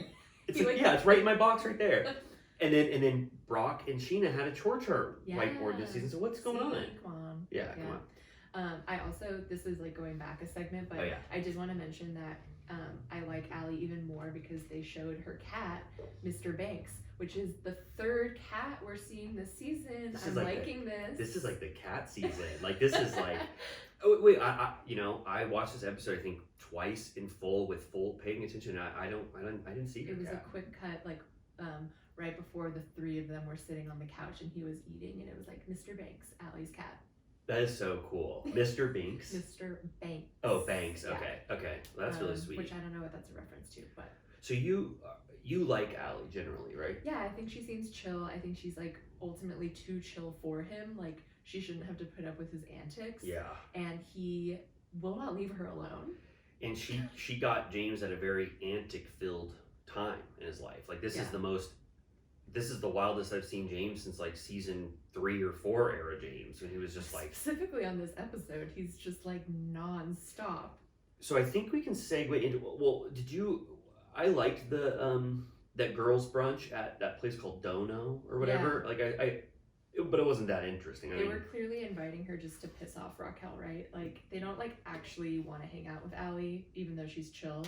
It seemed like they were just like, haha, like Raquel's out and you're in. Yeah, they all explained their motivation for inviting Allie. I did like that, like Lala was trying to be so like sassy and mean about Raquel, and basically like Ariana and Scheana would not allow it. Yeah. Like Lala was like, she looks like a baby prostitute in her little sarong and heels, and they were like, she looked hot. Yeah. Ariana says wouldn't do it. Yeah. Ariana says she looked hot, and Sheena's like she was just trying to defend herself. Like they are Raquel defenders, and Lala actually looks like she was right, all along. But it was just funny because she was like grasping at straws, where she's like, you're like, I'm like talking to your vagina right now. Can you back off? And I'm like, your biggest diss is that she's like tall. Like that, and also it's like, Lala, you like to dress very fun and provocatively sometimes. It's like I don't really understand why she would comment on someone else's wardrobe. Like and then I remember during that moment when Raquel and Scheana show up, they're literally both wearing bikini tops, like bikini bottoms, and a like sarong wrap thing. Mm-hmm. And Scheana says, she goes, this is what you dress like when you're a mom, and that's what you dress like when you're single. And I literally like paused it, and I was like, you guys are wearing identical. Like, I don't understand what you're saying the difference is. Like, what are you talking about? I think Scheana just had a line ready to say, and even though it didn't make sense, she was just like, I'm going to say this like fun mom versus non-mom thing. You literally, you're wearing like the same outfit. Like, you bought the same thing. Like, what? So other than them letting Allie into the group a little bit and them sort of showing their allegiances versus non-allegiances to Raquel, there wasn't that much interesting about that scene. No, yeah, it was kind of like filler. But I don't even remember what they talked about. They were just kind of talking shit, and then it quickly switched to Brock, Scheana, and Lala getting a different lunch. Rocco's. Oh, this lunch I love. So I've been to Rocco's, and it is the perfect place to have a tearful, heartwarming conversation. You've seen the actual cast there before, right? Yeah, I went to Super Bowl Sunday. I forget how many years ago, 2019 or some 2019 Super Bowl, maybe 2020, right before COVID. Uh-huh. And I saw them all there at Rocco's, and so I'm pretty familiar with Rocco's, and I thought this scene was pretty touching. Yeah. What do you feel about Scheana got like a rigatoni, like vodka sauce. Lala got ordered the pretzel for the table, and then Brock got salmon and rice. I like love that Bravo always leaves in everyone's order. Like, I think that's such a like classic touch. One of the books I read, one of the deep dives I read was that they have to include now what drinks they get and what food they get because people love to know what people eat, and it's just become a staple now of what they include. So whenever a server is coming up to the table, I always check out for 5 seconds because I know it's going to be a long scene where the server just checks in on them. Yeah. They did it at the girls' lunch too. So I didn't know that they ordered that, but let me think about that. I loved Lala ordering a big soft pretzel because that's what I order any place that has a good soft pretzel. I loved Lala's order. I was so proud of her for that. Scheana got a vodka sauce like a rigatoni, and I was like, damn bitch, like pasta for lunch. I love that. I love that too, and I don't want to be dismissive of Rocco's pasta. I'm sure it's really good. And then Brock got, you said salmon and rice. Yeah, very healthy. I love those orders, and I think they're really indicative of each of them and their personality. Yeah, I did not know that they were such a trio. Me neither. That's why that was shocking. And one of the biggest blowouts in season 9, which I've rewatched maybe 2 different times, is Brock versus Lala. Right. Lala makes it a constant theme about Brock's abandoned children in New Zealand. She constantly talks about it. It's like the big drama of the season. So to find out now, finally, tearfully, that Lala loves Brock and he's a part of their life, and that they want to establish this modern family where Brock is the dad to both of their children and they get to go out and do whatever they want. I really love that. I mean, yet again, nothing stands in the VPR universe. You're right. Like, in what world did you think that this was going to be how things work? I for some reason, and I know that these relationships are on very shaky ground, but for some reason, I think Lala and Scheana have been through so much, and they seem to have a personality combination that just works. Mm-hmm. I can't remember their big feuds. I know they've had some, obviously, but for some reason, this feels good. Yeah, I mean, part of me is like, okay, first of all, I'm having a little bit of like internal turmoil because when we met Brock yesterday in the flesh, I was like, I love him.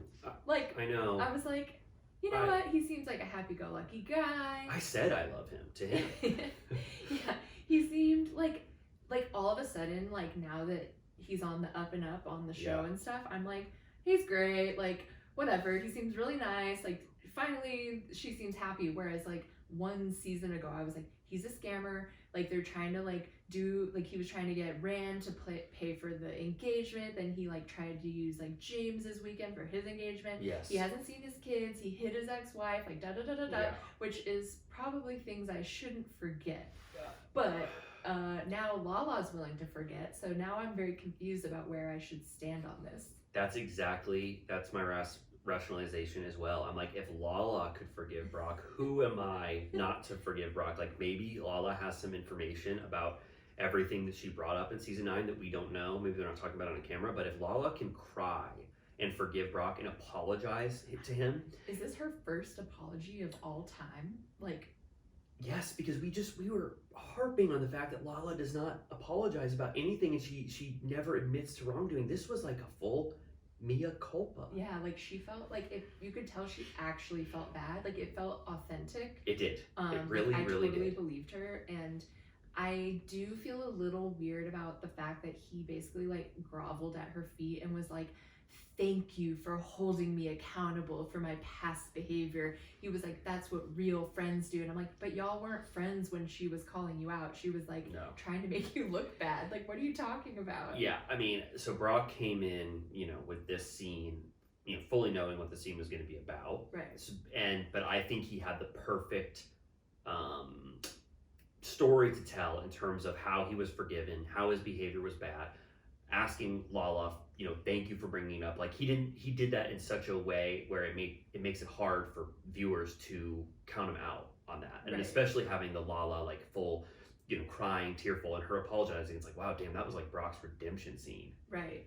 Yeah, I feel like he like knew that he needed to be apologetic so that Yes. like we could all move forward. Yes. Like he was like, I need this to go away No. because like for the whole first this is episode 8, like Yeah. until basically this episode, he was kind of MIA because I was assuming that he needed to stay on the down low because he didn't want to talk about his past.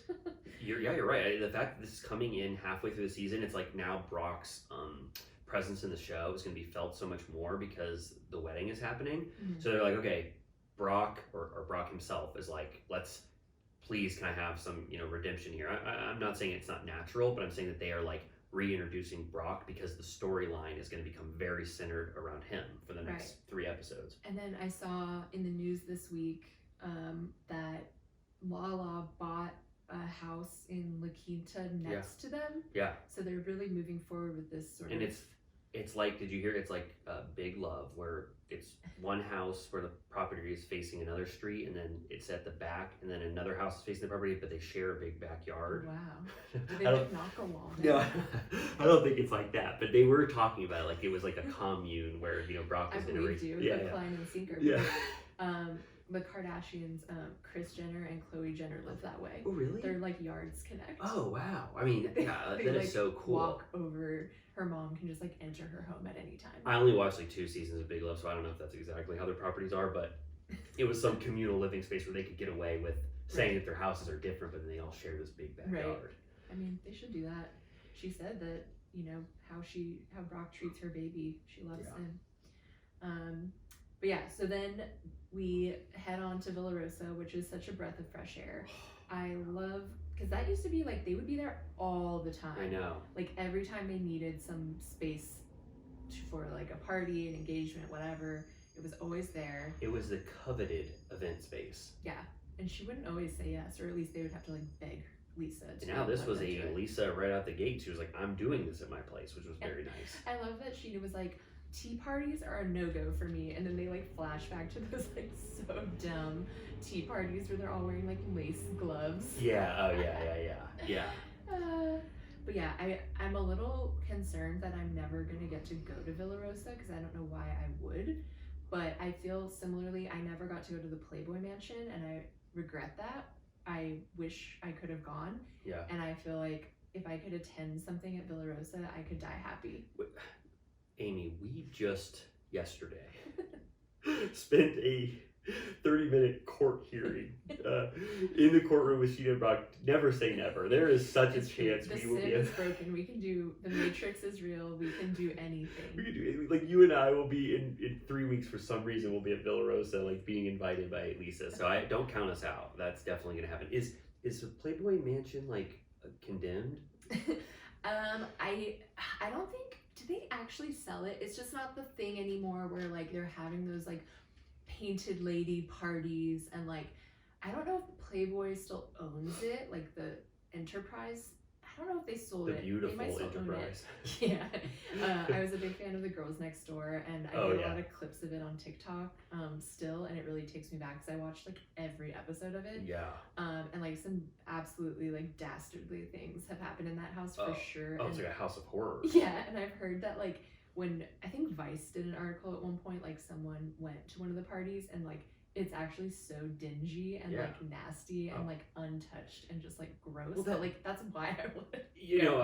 I totally get that fascination, but it's like it's one of those things where it's like the Playboy Mansion did have this like sheen and this glamour or whatever, but when you think about it, it's like no, this is a gross house. Oh, totally. And like I think like all the phones are like 50 years old and like everything's just like kind of has like a film on it and like I was just talking the other day about how like me and Jimmy were talking about Bill Maher just in general and how like he has his like little podcast or whatever where he has like men on smoking cigars or whatever and I'm like I'm so like he is like the human embodiment of like the Playboy Mansion man like just like life doesn't get any better than this like just like flanked by women that are just like topless and just like I was just gonna ask like because I don't know anything about Bill Maher, but it's like he seems like a Playboy guy to me. Yeah, like, I think he went to like every single party, like, oh my God. but like a lot of people did. Like it was a thing.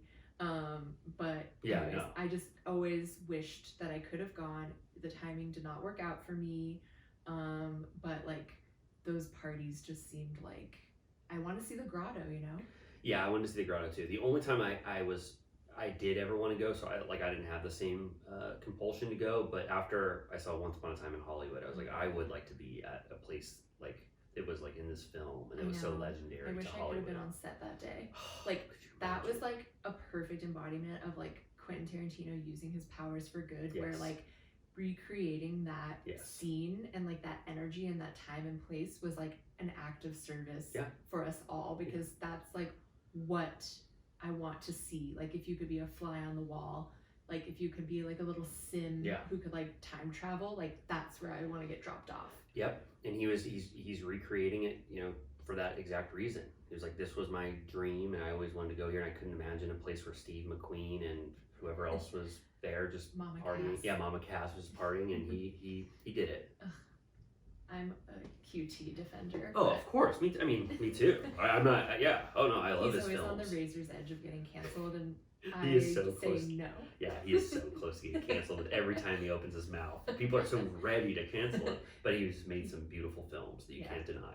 Totally. So we are now that we just got you guys all excited about Playboy Mansion, we are at actually Vanderpump's Playboy Mansion, Villa Rosa, when Lisa invites almost everyone from the cast. I think everyone is there, and they have a full-blown ping pong, rosé, those little silver balls that Brock was kicking around. It was a day party to surprise Scheana for their wedding party, right? Yeah. It's like it was a pre-wedding party because Lisa cannot come to Mexico. Right. So once she gathered them all there, it was a surprise to Scheana, but Scheana let us know very quickly that she was not shocked because her sister's car was parked right outside. And so she knew if her sister was invited to Villa Rosa that this has to be something for Scheana and not just a tea party. Yeah. But once Scheana was there, everyone was having fun. But the person having the most fun, I have to say, by a mile, was James Kennedy. If I was drunk, could I do this? Fine China! I'm like, in what world is James playing around with Lisa's fine china right in front of her? She chased him down. She was like, stop that! I mean, it's gotta be an expensive plate. I mean, I don't know. He is so deferential to Lisa. This was like his coming out party of being irreverent to Lisa. Don't you think? Yeah. He was sort of being like I don't care what Lisa thinks of me anymore in a way. I love basically every time she talks to him, she goes, stop that. Yeah. Stop that. Oh yeah, it's basically just, it's like she has to treat him like stopping a child from doing something. And James was just, so I've seen drunken James. Mm-hmm. We're talking, like you said, feral James. Yeah. And we know, I'm just going to say it because I don't care, and I don't think James will get mad at me, even though like I want to be best friends with him. But there's something other than alcohol going on when James is this manic. Right. It's not. I've seen him drunk. It's a pre-workout. Yeah. What do you mean? That's what he said that he was on when he yelled at Max Todd at Dan Tannis. Oh, he was on like some supplements or something. Yeah, he was like, it was a pre-workout. We saw. Yeah, I mean, I'll just say he also called him a fat fuck that night. So that's just his go-to when he's hyped up. James is very body conscious. I know, I'm terrified. Keep him away from me. He's like the second he gets pissed, he's going around calling everybody fat. It's terrifying. He's like Terminator 2 eyes, where he's looking at fit bodies or whatever, and then he saw Katie in those shorts at Pride. He's like, I'm gonna call you fat so fast. He's like, I rethink those shorts, darling. And not flattering. And now he's even getting into calling Schwartz fat. I would have never thought Schwartz was fat. No one is safe. I thought he was muscular or something. Oh my god, James, come on. I'm terrified. Come on. If he ever gains weight, God forbid, what is he gonna think about himself? But I don't want to gloss over how essential to the episode James's conversation with Lala was. Right. It was James on 10. Wait, I'm gonna make an allegation. I think James still recreationally does cocaine. Is that? I know that's horrible. It's an illegal drug. Should I just bleep that out? Well, I mean. No, I mean I guess we can say it. I know on the show on Bravo. No, shows, let's bleep it out. We're gonna bleep it out. I'm just saying. Yeah. No, I mean you were more judicial. No. I just think on the show, like they don't talk on about Bravo. Cocaine. It's like because you're not there yet, and I won't say who. But No, I know. On Summer House, no, I know. There's a cocaine allegation Carl's already sober and he already Yeah. like said that he had a problem. So it's not like Yes. he was being outed, which Yes. would be really messed But up. But like you basically, there's an unspoken rule, as you know, Lisa Rinna learned. Were people doing cocaine in her bathroom? Like that's like everyone was like that's like curtains down, the lights go out. Don't you ever accuse me of doing cocaine. Right. And I'll just say the only reason I'm saying this is because Tom Sandoval also accused James of doing cocaine at the reunion, but he just said uppers. He said, when you're doing this, when you're drinking and doing uppers, that is your kryptonite. Right. And James goes, what are you talking about? Whoa, uppers, what are you talking about? I drink and I have a good time. Like, he was so defensive. I mean, do you subscribe to the legend that it's not about the pasta, it's about cocaine? Yeah, of course. This conversation makes no sense about pasta. But I'm like, but the story is like Raquel had a big bag of Coke and Lala. We're keeping Coke in. I don't care. I think it should be a bowl of like bolognese, but with like cocaine sprinkled on top. Like that sir, they come around with like the little Parmesan dish, but it's cocaine. Yeah, and people are just doing tell me when. Yeah. They just have those little gold Coke spoons, and they're just doing that. They have a huge pepper grinder, but then cocaine. I don't think James would be so mad. I mean, maybe Adderall. I know that like Adderall is like they've spoken about Adderall on Vanderpump. Okay, you know what? Stassi's talked about Adderall. I've seen so many TikToks about like the pupils of Vanderpump. Like Stassi had like giant eyeballs. She admitted that her dark passenger at her horror birthday was Adderall fueled rage. Yeah, I know. Well, Stassi's great at admitting, you know, when she's terrible and blaming it on something. James doesn't. He says, I was just drinking, or I'm not even drunk, but something was going on. He was basically going to start spinning the plates on his fingers, on his head, and both little sticks, like a plate spinner. He goes, everybody's watching us play ping pong. What's up, everybody? He was like, there were like 3 people there. They were like, woo. That scene was so iconic. Oh, I was going to say something. Okay. I revoke completely the allegation that James was doing coke. We're going to leave it in because I was actually so wrong. I do think that It's Not About the Pasta was about coke. Raquel had a huge hefty bag filled with coke, and Lala was doing too much of it or something, and that's what the fight was about. But James was not on coke. He was probably on Adderall. Or pre-workout. Or he was using that same toxic mix of pre-workout supplement shakes that he drinks, and then he drinks pumptinis, and it makes him absolutely lose his mind. Oh my god, I loved it. Oh, and I also love that everyone's having fun. James is going insane. Yes. Everyone's like, woo, like, you know, and woo-hoo. Then they cut to Katie, and she's like planting like a potato or something. Like, classic boring ass. They have okay, there's 3 Katie scenes which this is the time to talk about it now. There's one where Katie and Charlie are standing up on surfboards, which Katie is now the only lifeline Charlie has to be on the show, because Raquel has someone to talk to at SUR, and then Katie gives Charlie a little bit of screen time, but those scenes so far have been so boring that they don't include them. Yeah. And then the Christina Kelly and Katie scene was so boring that they should not have included that. Those to me are so calm and like not entertaining that they could almost be like sleep segments. Like they were doing, what's that called? AMSR a little bit, like Katie planting potatoes was very calming in a way, but maybe this episode needed it. I mean, you're watching James go nuts, and then you get to watch this beautiful potato planting scene. Christina Kelly was like, do you want something to drink? And I'm like, here we go. And then they're just like, sitting there. Yeah. And then Christina Kelly asked something about the restaurant, right? They was like, what's going on with your sandwich shop? Oh my gosh, I can't tell you how, Christina Kelly is a good person. I know she is, but not on my Vanderpump Rules cast. I'll just say it. I mean, she was a good compliment to Stassi. She was. Because Stassi was so nuts, but like as a compliment to Katie, it's like double snooze. Yes. It's like snooze and snoozier. But I'm not sure. I know Christina Kelly was brought on to be a Katie friend during a time when Katie doesn't have Stassi and Kristen. But Katie does have friends. She's very good friends with Lala. She's very good friends with Ariana. Right. Her and Scheana have a little bit of a rift, but Katie has enough friends. Why did Katie need 2 additional friends that she talks to that are not Ariana and Lala? Right. Yeah, it is weird.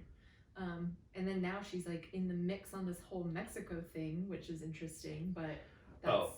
let's talk about it. So are we done with that Lisa tea party? I mean, like I thought that, we said James was like going insane, but the fact that he was like, should I marry or should I ask Allie to marry me in Mexico? And first I was like, I didn't get it. I was like, oh, he's just hyped up and he's like, I want to get married to Allie, and that's why Lala was like dismissive of it. But no, he wants retribution for them doing that. I was like, that's awesome. Yeah, like, even Scheana, when they cut to her confessional, she's like, oh shit, like that's valid. Yeah, you're right. And then he uses that in the next scene. He says, you know how you guys were just so in love that you just wanted to get engaged at my engagement. He was like, that's how I want Allie to be there at the wedding. Like that's how he secured the invite. It was actually very, very crafty. Brock was immediately like, just do it, make it work. Make it work. Brock folded like a ton of laundry. He was just like, yep, Allie's invited. Wait, also the last thing before, because they go to Schwartz and Sandy's right after. Yeah. They go like, let's all go to Schwartz and Sandy's for a little party, and James goes, Tom. Yes, it was amazing, and Tom Sandoval is legitimately pissed. You can tell. He goes, no, Schwartz and Sandy's, and Ariana gives a very disapproving look at James, like shakes her head at it, because it's so clear that they want to promote Schwartz and Sandy's more and not promote one of Lisa's businesses. Tom. Yeah, that was so funny. James was just, he was just like criticizing everyone. He was being so open and honest. He talked about how easy it is to make babies, and he said it's got to be easy if Brock can do it because he's got babies like across the country that he hasn't seen. He's like, he left the country. Yeah. So then they go to that Schwartz and Sandy's, and then Tom Sandoval's like standing up on the bar for no reason. I was like, this isn't that type of party. Like, I know. Yeah. Did you see when he was pouring the shot in Brock's mouth? He like was in like this crazy stance where he was like holding the shaker with one hand and then supporting his wrist with one finger and the other. No, I didn't see it. But it was like kind of like a Spider-Man pose. Oh, like wow. he was taking it very seriously. Yeah, their energy did not match the energy of like everyone else. Like they were just like really trying to hype it up. And then James said again, he was like, how many soft openings are you guys gonna have before you open this thing? Yeah. Which is so crazy. I know. I feel like they've done it like 5 times already. I know. They've had 4 different parties now at Schwartz and Sandy's, along with the scenes of them getting it in order. Right. It's like, we know you guys are opening Schwartz and Sandy's. It's been a huge part of this. I know. I'm telling season. you, if we have to see that place undone one more time, I'm gonna absolutely lose it. Which I'm sure I will.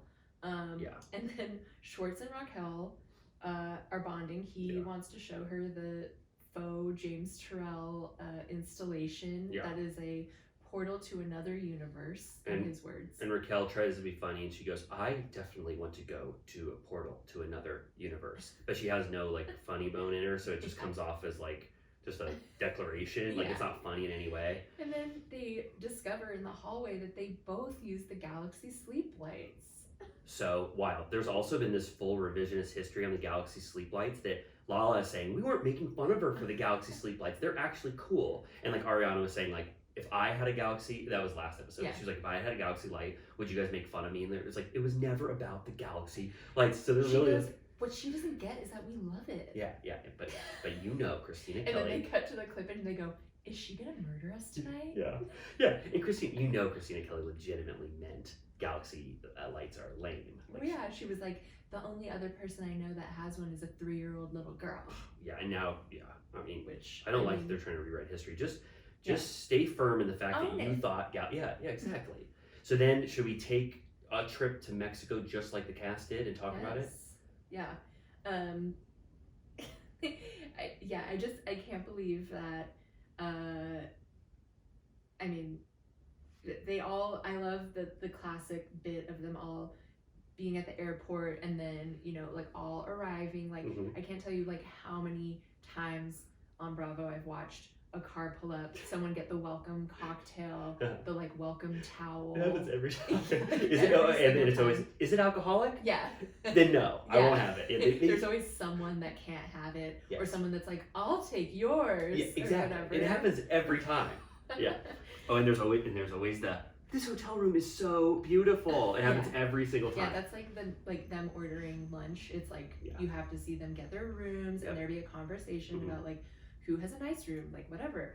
Oh, one thing I wanted to point out, so they made it clear that Katie's room was so far away from Lala's, and then Scheana in her confessional says, I had her moved to another tower and taken off the preferred club list. And I'm like, why does she have that power to do that if if Katie booked her own room? I don't know.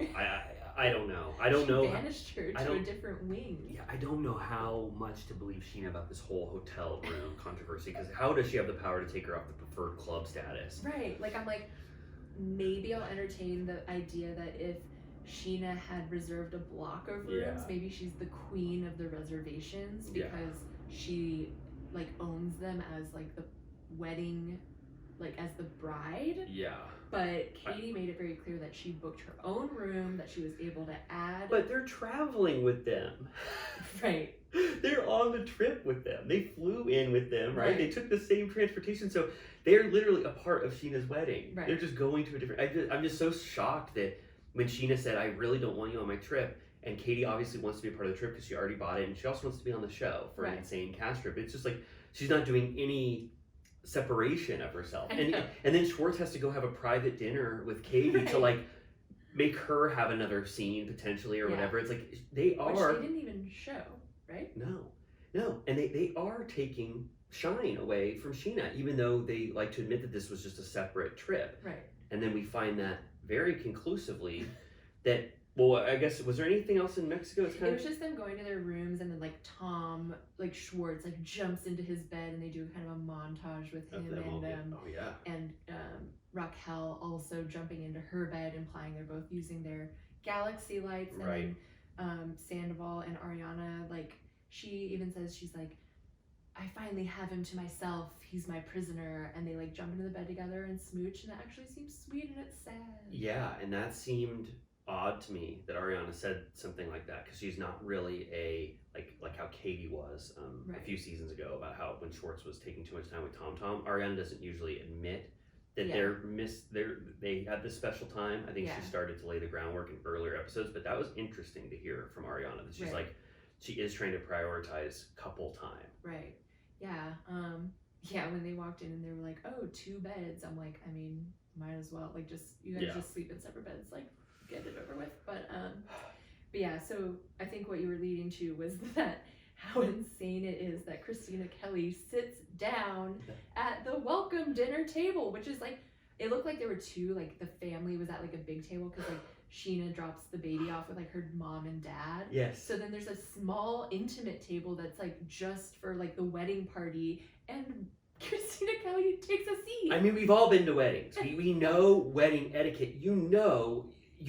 An uninvited person does not go to any of the events, obviously. And then the fact that it's the welcome party dinner, that's what it was, right? Yeah. Christina Kelly, who hates Scheana, and Scheana hates her, sat down at her table. Like, that was like a 6-seat table. Yeah, that was so wild. And I think people can try to justify that Lala invited her, but it's still up to Christina Kelly to say, no, that's going to be too awkward. I'm not going to go to that. Yeah, I feel like she's like, well, Katie went to her dinner with Schwartz, so I had nowhere to go. And then it's like, she's literally the one that made fun of my first wedding and like why I don't want her here. Yeah, there are gray zones with all of the actions of our cast members, but I feel like this is a pure win for Scheana. She's fully in the right. Christina Kelly should have just stayed in her room or gone to the pool. They wouldn't have filmed her. Right. God knows they would not have filmed Christina Kelly. Is she actually interested in being filmed? Like, she obviously is, because she's putting in all this effort, but it's like, go ahead, girl, give us nothing. Like, you're willing to do all of this to be on a show, but like, you're the most boring person of all time. I'm so glad you're going full out. I mean, like, and we love you, Christina Kelly. I'm sure you're a wonderful person, but Katie could have done scenes with a cardboard cutout of you, and someone could have done the voice of Christina Kelly, and it would have had the same impact that Christina Kelly is having in all of these scenes. Yeah, she is absolutely just like a waif. Like, you can barely like hear her when she talks. Like, she's just like nothing. And so far, the only thing she's contributed to is the shaming of galaxy lights, which we have just now learned is not at all how anyone else feels besides her. Right. So, and Scheana did pull, she kind of retroactively canceled Stassi again for her quinceañera comment. Yep, that was big. I'm like, you can't fight with that, even though, I mean, it's a cruel comment. I won't defend it, but it was very funny. When it was said at the time. Oh, yes. I mean, that scene was so funny at the time. And I don't think that she's denigrating quinceañeras. She said a skanky girl's quinceañera. No, yeah, I mean I think by that she meant that it was very a junior look. Yeah. Like she was too old to wear it because it looked like it would be for a skanky teen. I think that's what she meant. Yes, that's exactly what she meant. And Scheana shouldn't have 8 years to reflect on this comment and now say this is the new light in which we should take Stassi's comment. That was a little silly, well, but she now identifies with her culture more strongly. Maybe. Yes. But she is fully justified in not wanting Christina Kelly at her welcome dinner. Scheana is not justified in a lot of things, but this is justifiable. I was shocked to see Christina Kelly. Yeah, insane. By the way, I a month ago stayed at a place like a resort in Cancun, like just like that. My sister invited me. You're so lucky. It was like exactly like that. I want to go so bad.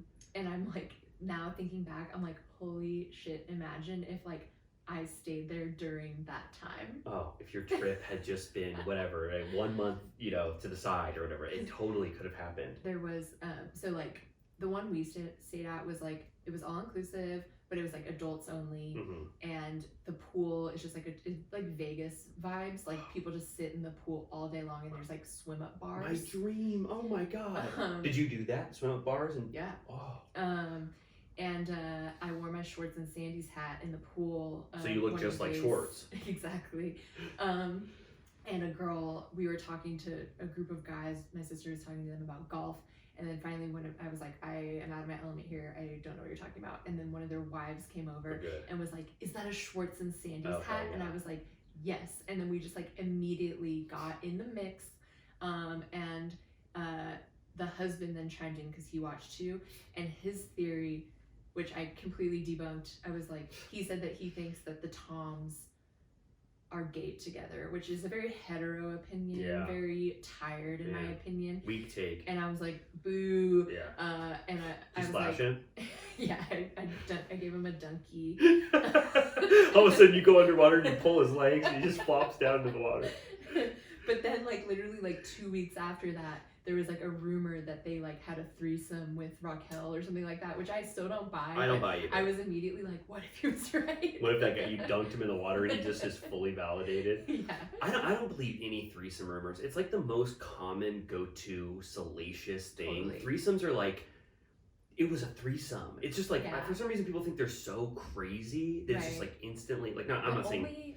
The only one that felt plausible in any category that like would maybe be fun to entertain was the idea that, which I don't even buy because again their sex life was like dead anyways, but a world in which Tom, Ariana, and Raquel had a hookup where then he like took it from there.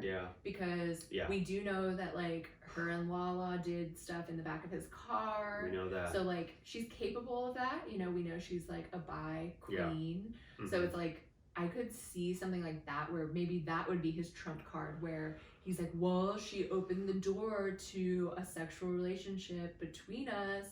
I think that's ultimately probably too fun of that's our thing. Yeah, that's our Vanderpump brains being like, whoa, that would be so wild if that's what. We know that Kristen and Brittany also had a hookup, so it's not uncommon in this group to have girl on girl drunken instances.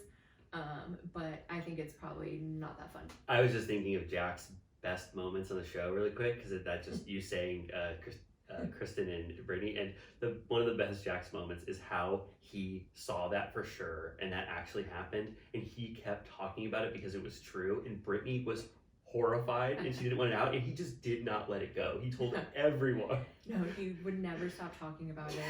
And like even knowing that her mom is like a raging homophobe, and like and they were all gaslighting him. Brittany was like, it did not happen. It did not happen. And then incrementally throughout the seasons, Brittany goes, I don't know what happened. She goes, we definitely made out and we felt boobs, but I don't know what happened after that. So Brittany's basically just admitting this totally happened. Yeah. Oh my god, it's so funny. And like Sandoval did the same thing. Basically, he told all the guys what happened between Ariana and Lala, and then she's furious with him. That's maybe the most mad she's ever been at him. She goes, get out of my bar. And he's like, could I at least have a birthday drink? And she's like, no, you're annoying and your hat is annoying. Yeah, Lala was pissed.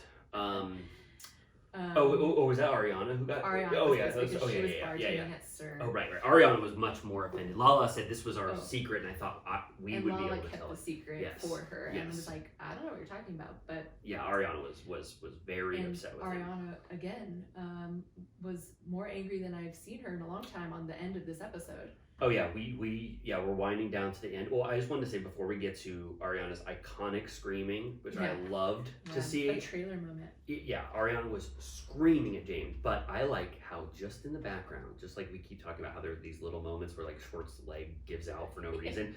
James got into a physical altercation with one of Brock's wedding guests, got in a headlock or something, body checked him, and then it gracefully ended because someone stopped James from fighting this guy, but that wasn't even on camera. Right. That is so crazy. I know, I'm like, which guy is this? Who are we talking about? Like, do you think it was that guy that was at the pool party that they claimed made out with Raquel? Like that like buff, like beautiful man? Yeah, that was really weird that Schwartz was like, this is the guy that they were talking about. That felt like wrong. Yeah. I was like, I think he's wrong about that. Yeah, it felt weird.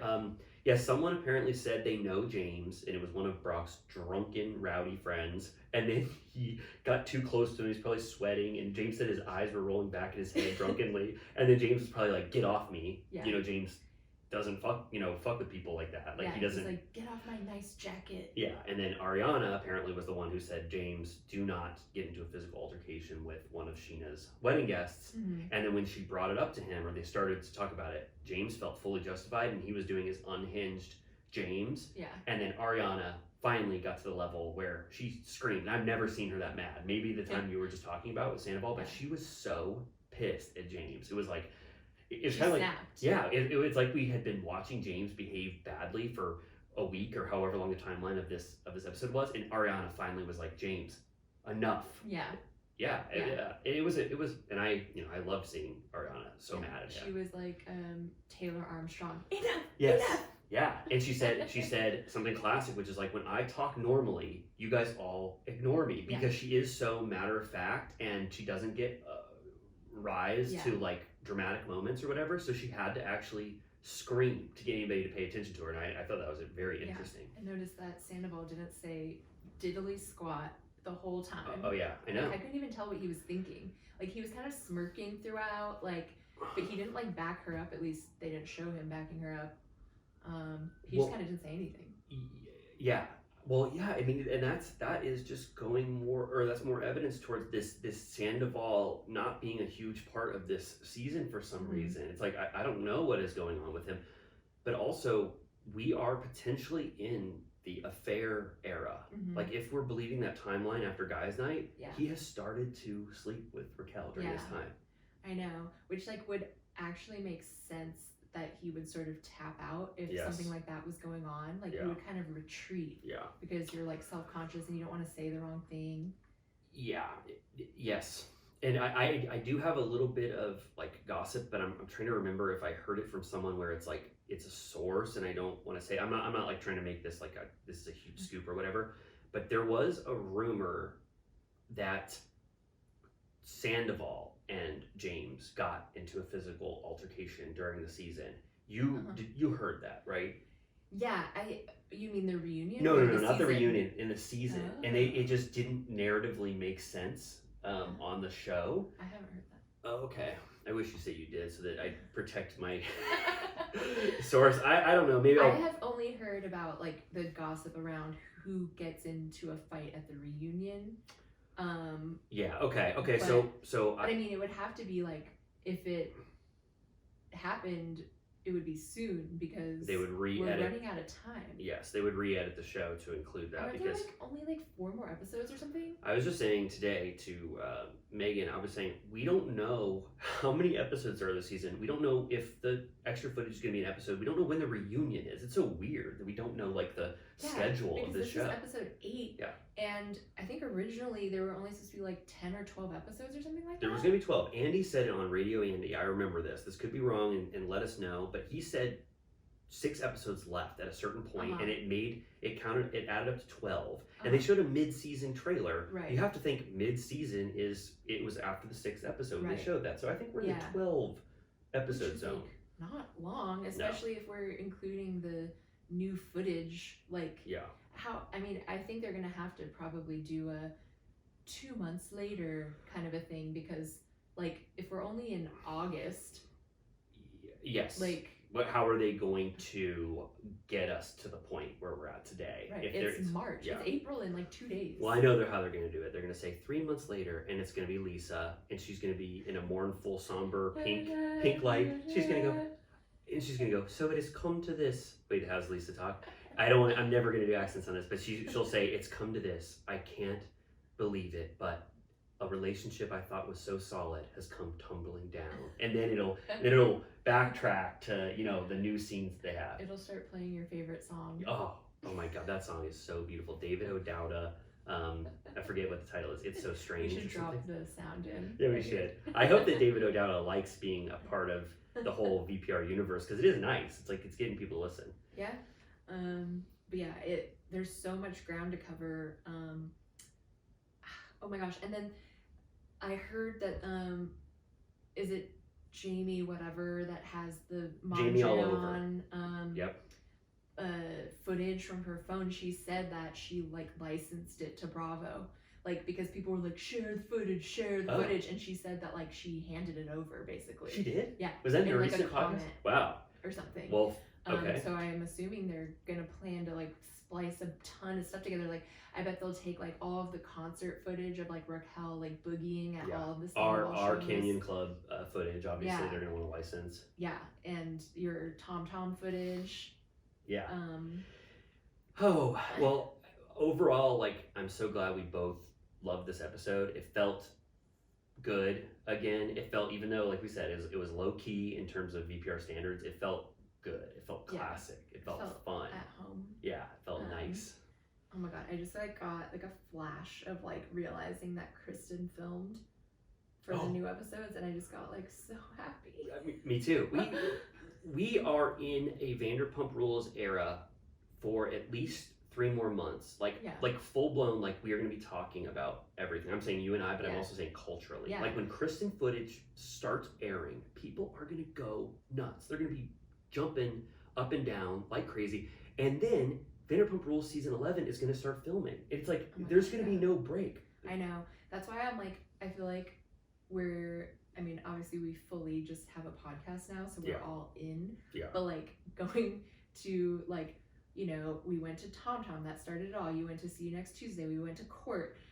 We're gonna go to the Canyon Club for Sandoval. We're gonna, I guess if we're ever gonna do all of this stuff, it's got to be now. Yes. Oh yeah, for sure. I mean, this is the time when all eyes are on the Vanderpump Rules universe, and we are lucky enough to be able to grab our backpacks and race over to Canyon Club, and so we should do it. Yeah. I mean, this is the biggest thing in Vanderpump Rules history. Yeah, and our listeners are counting on us. Yeah, and with that, I want to say, you little turtles, Amy and I love you so much. Thank you for the beautiful reviews you've left. You've seen some of those reviews. Yeah, they're so nice.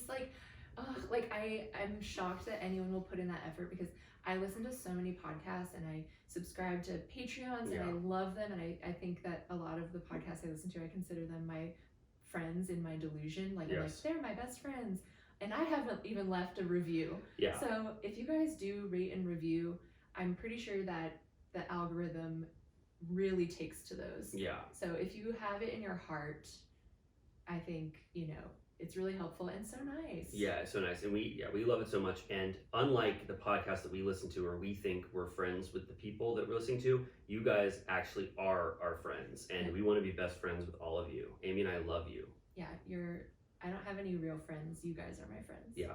So, yeah, I guess we don't have any more things to close this out, except we love you so much. I hope you like this episode, and if you have a reaction to it, if you think we're way off base, let us know on the Turtle Time TikTok. Yeah, TikTok, Instagram, email. Email us. That would be so fun. We should I think we should do a hotline. Yeah, oh yeah, so we get callers, and if they have something really, really good, we can play it live. We could bleep it. Yeah. Oh, speaking of bleeps, I think we've got a couple things to bleep in this episode. Don't forget. All right, okay, Bye, love you, turtles.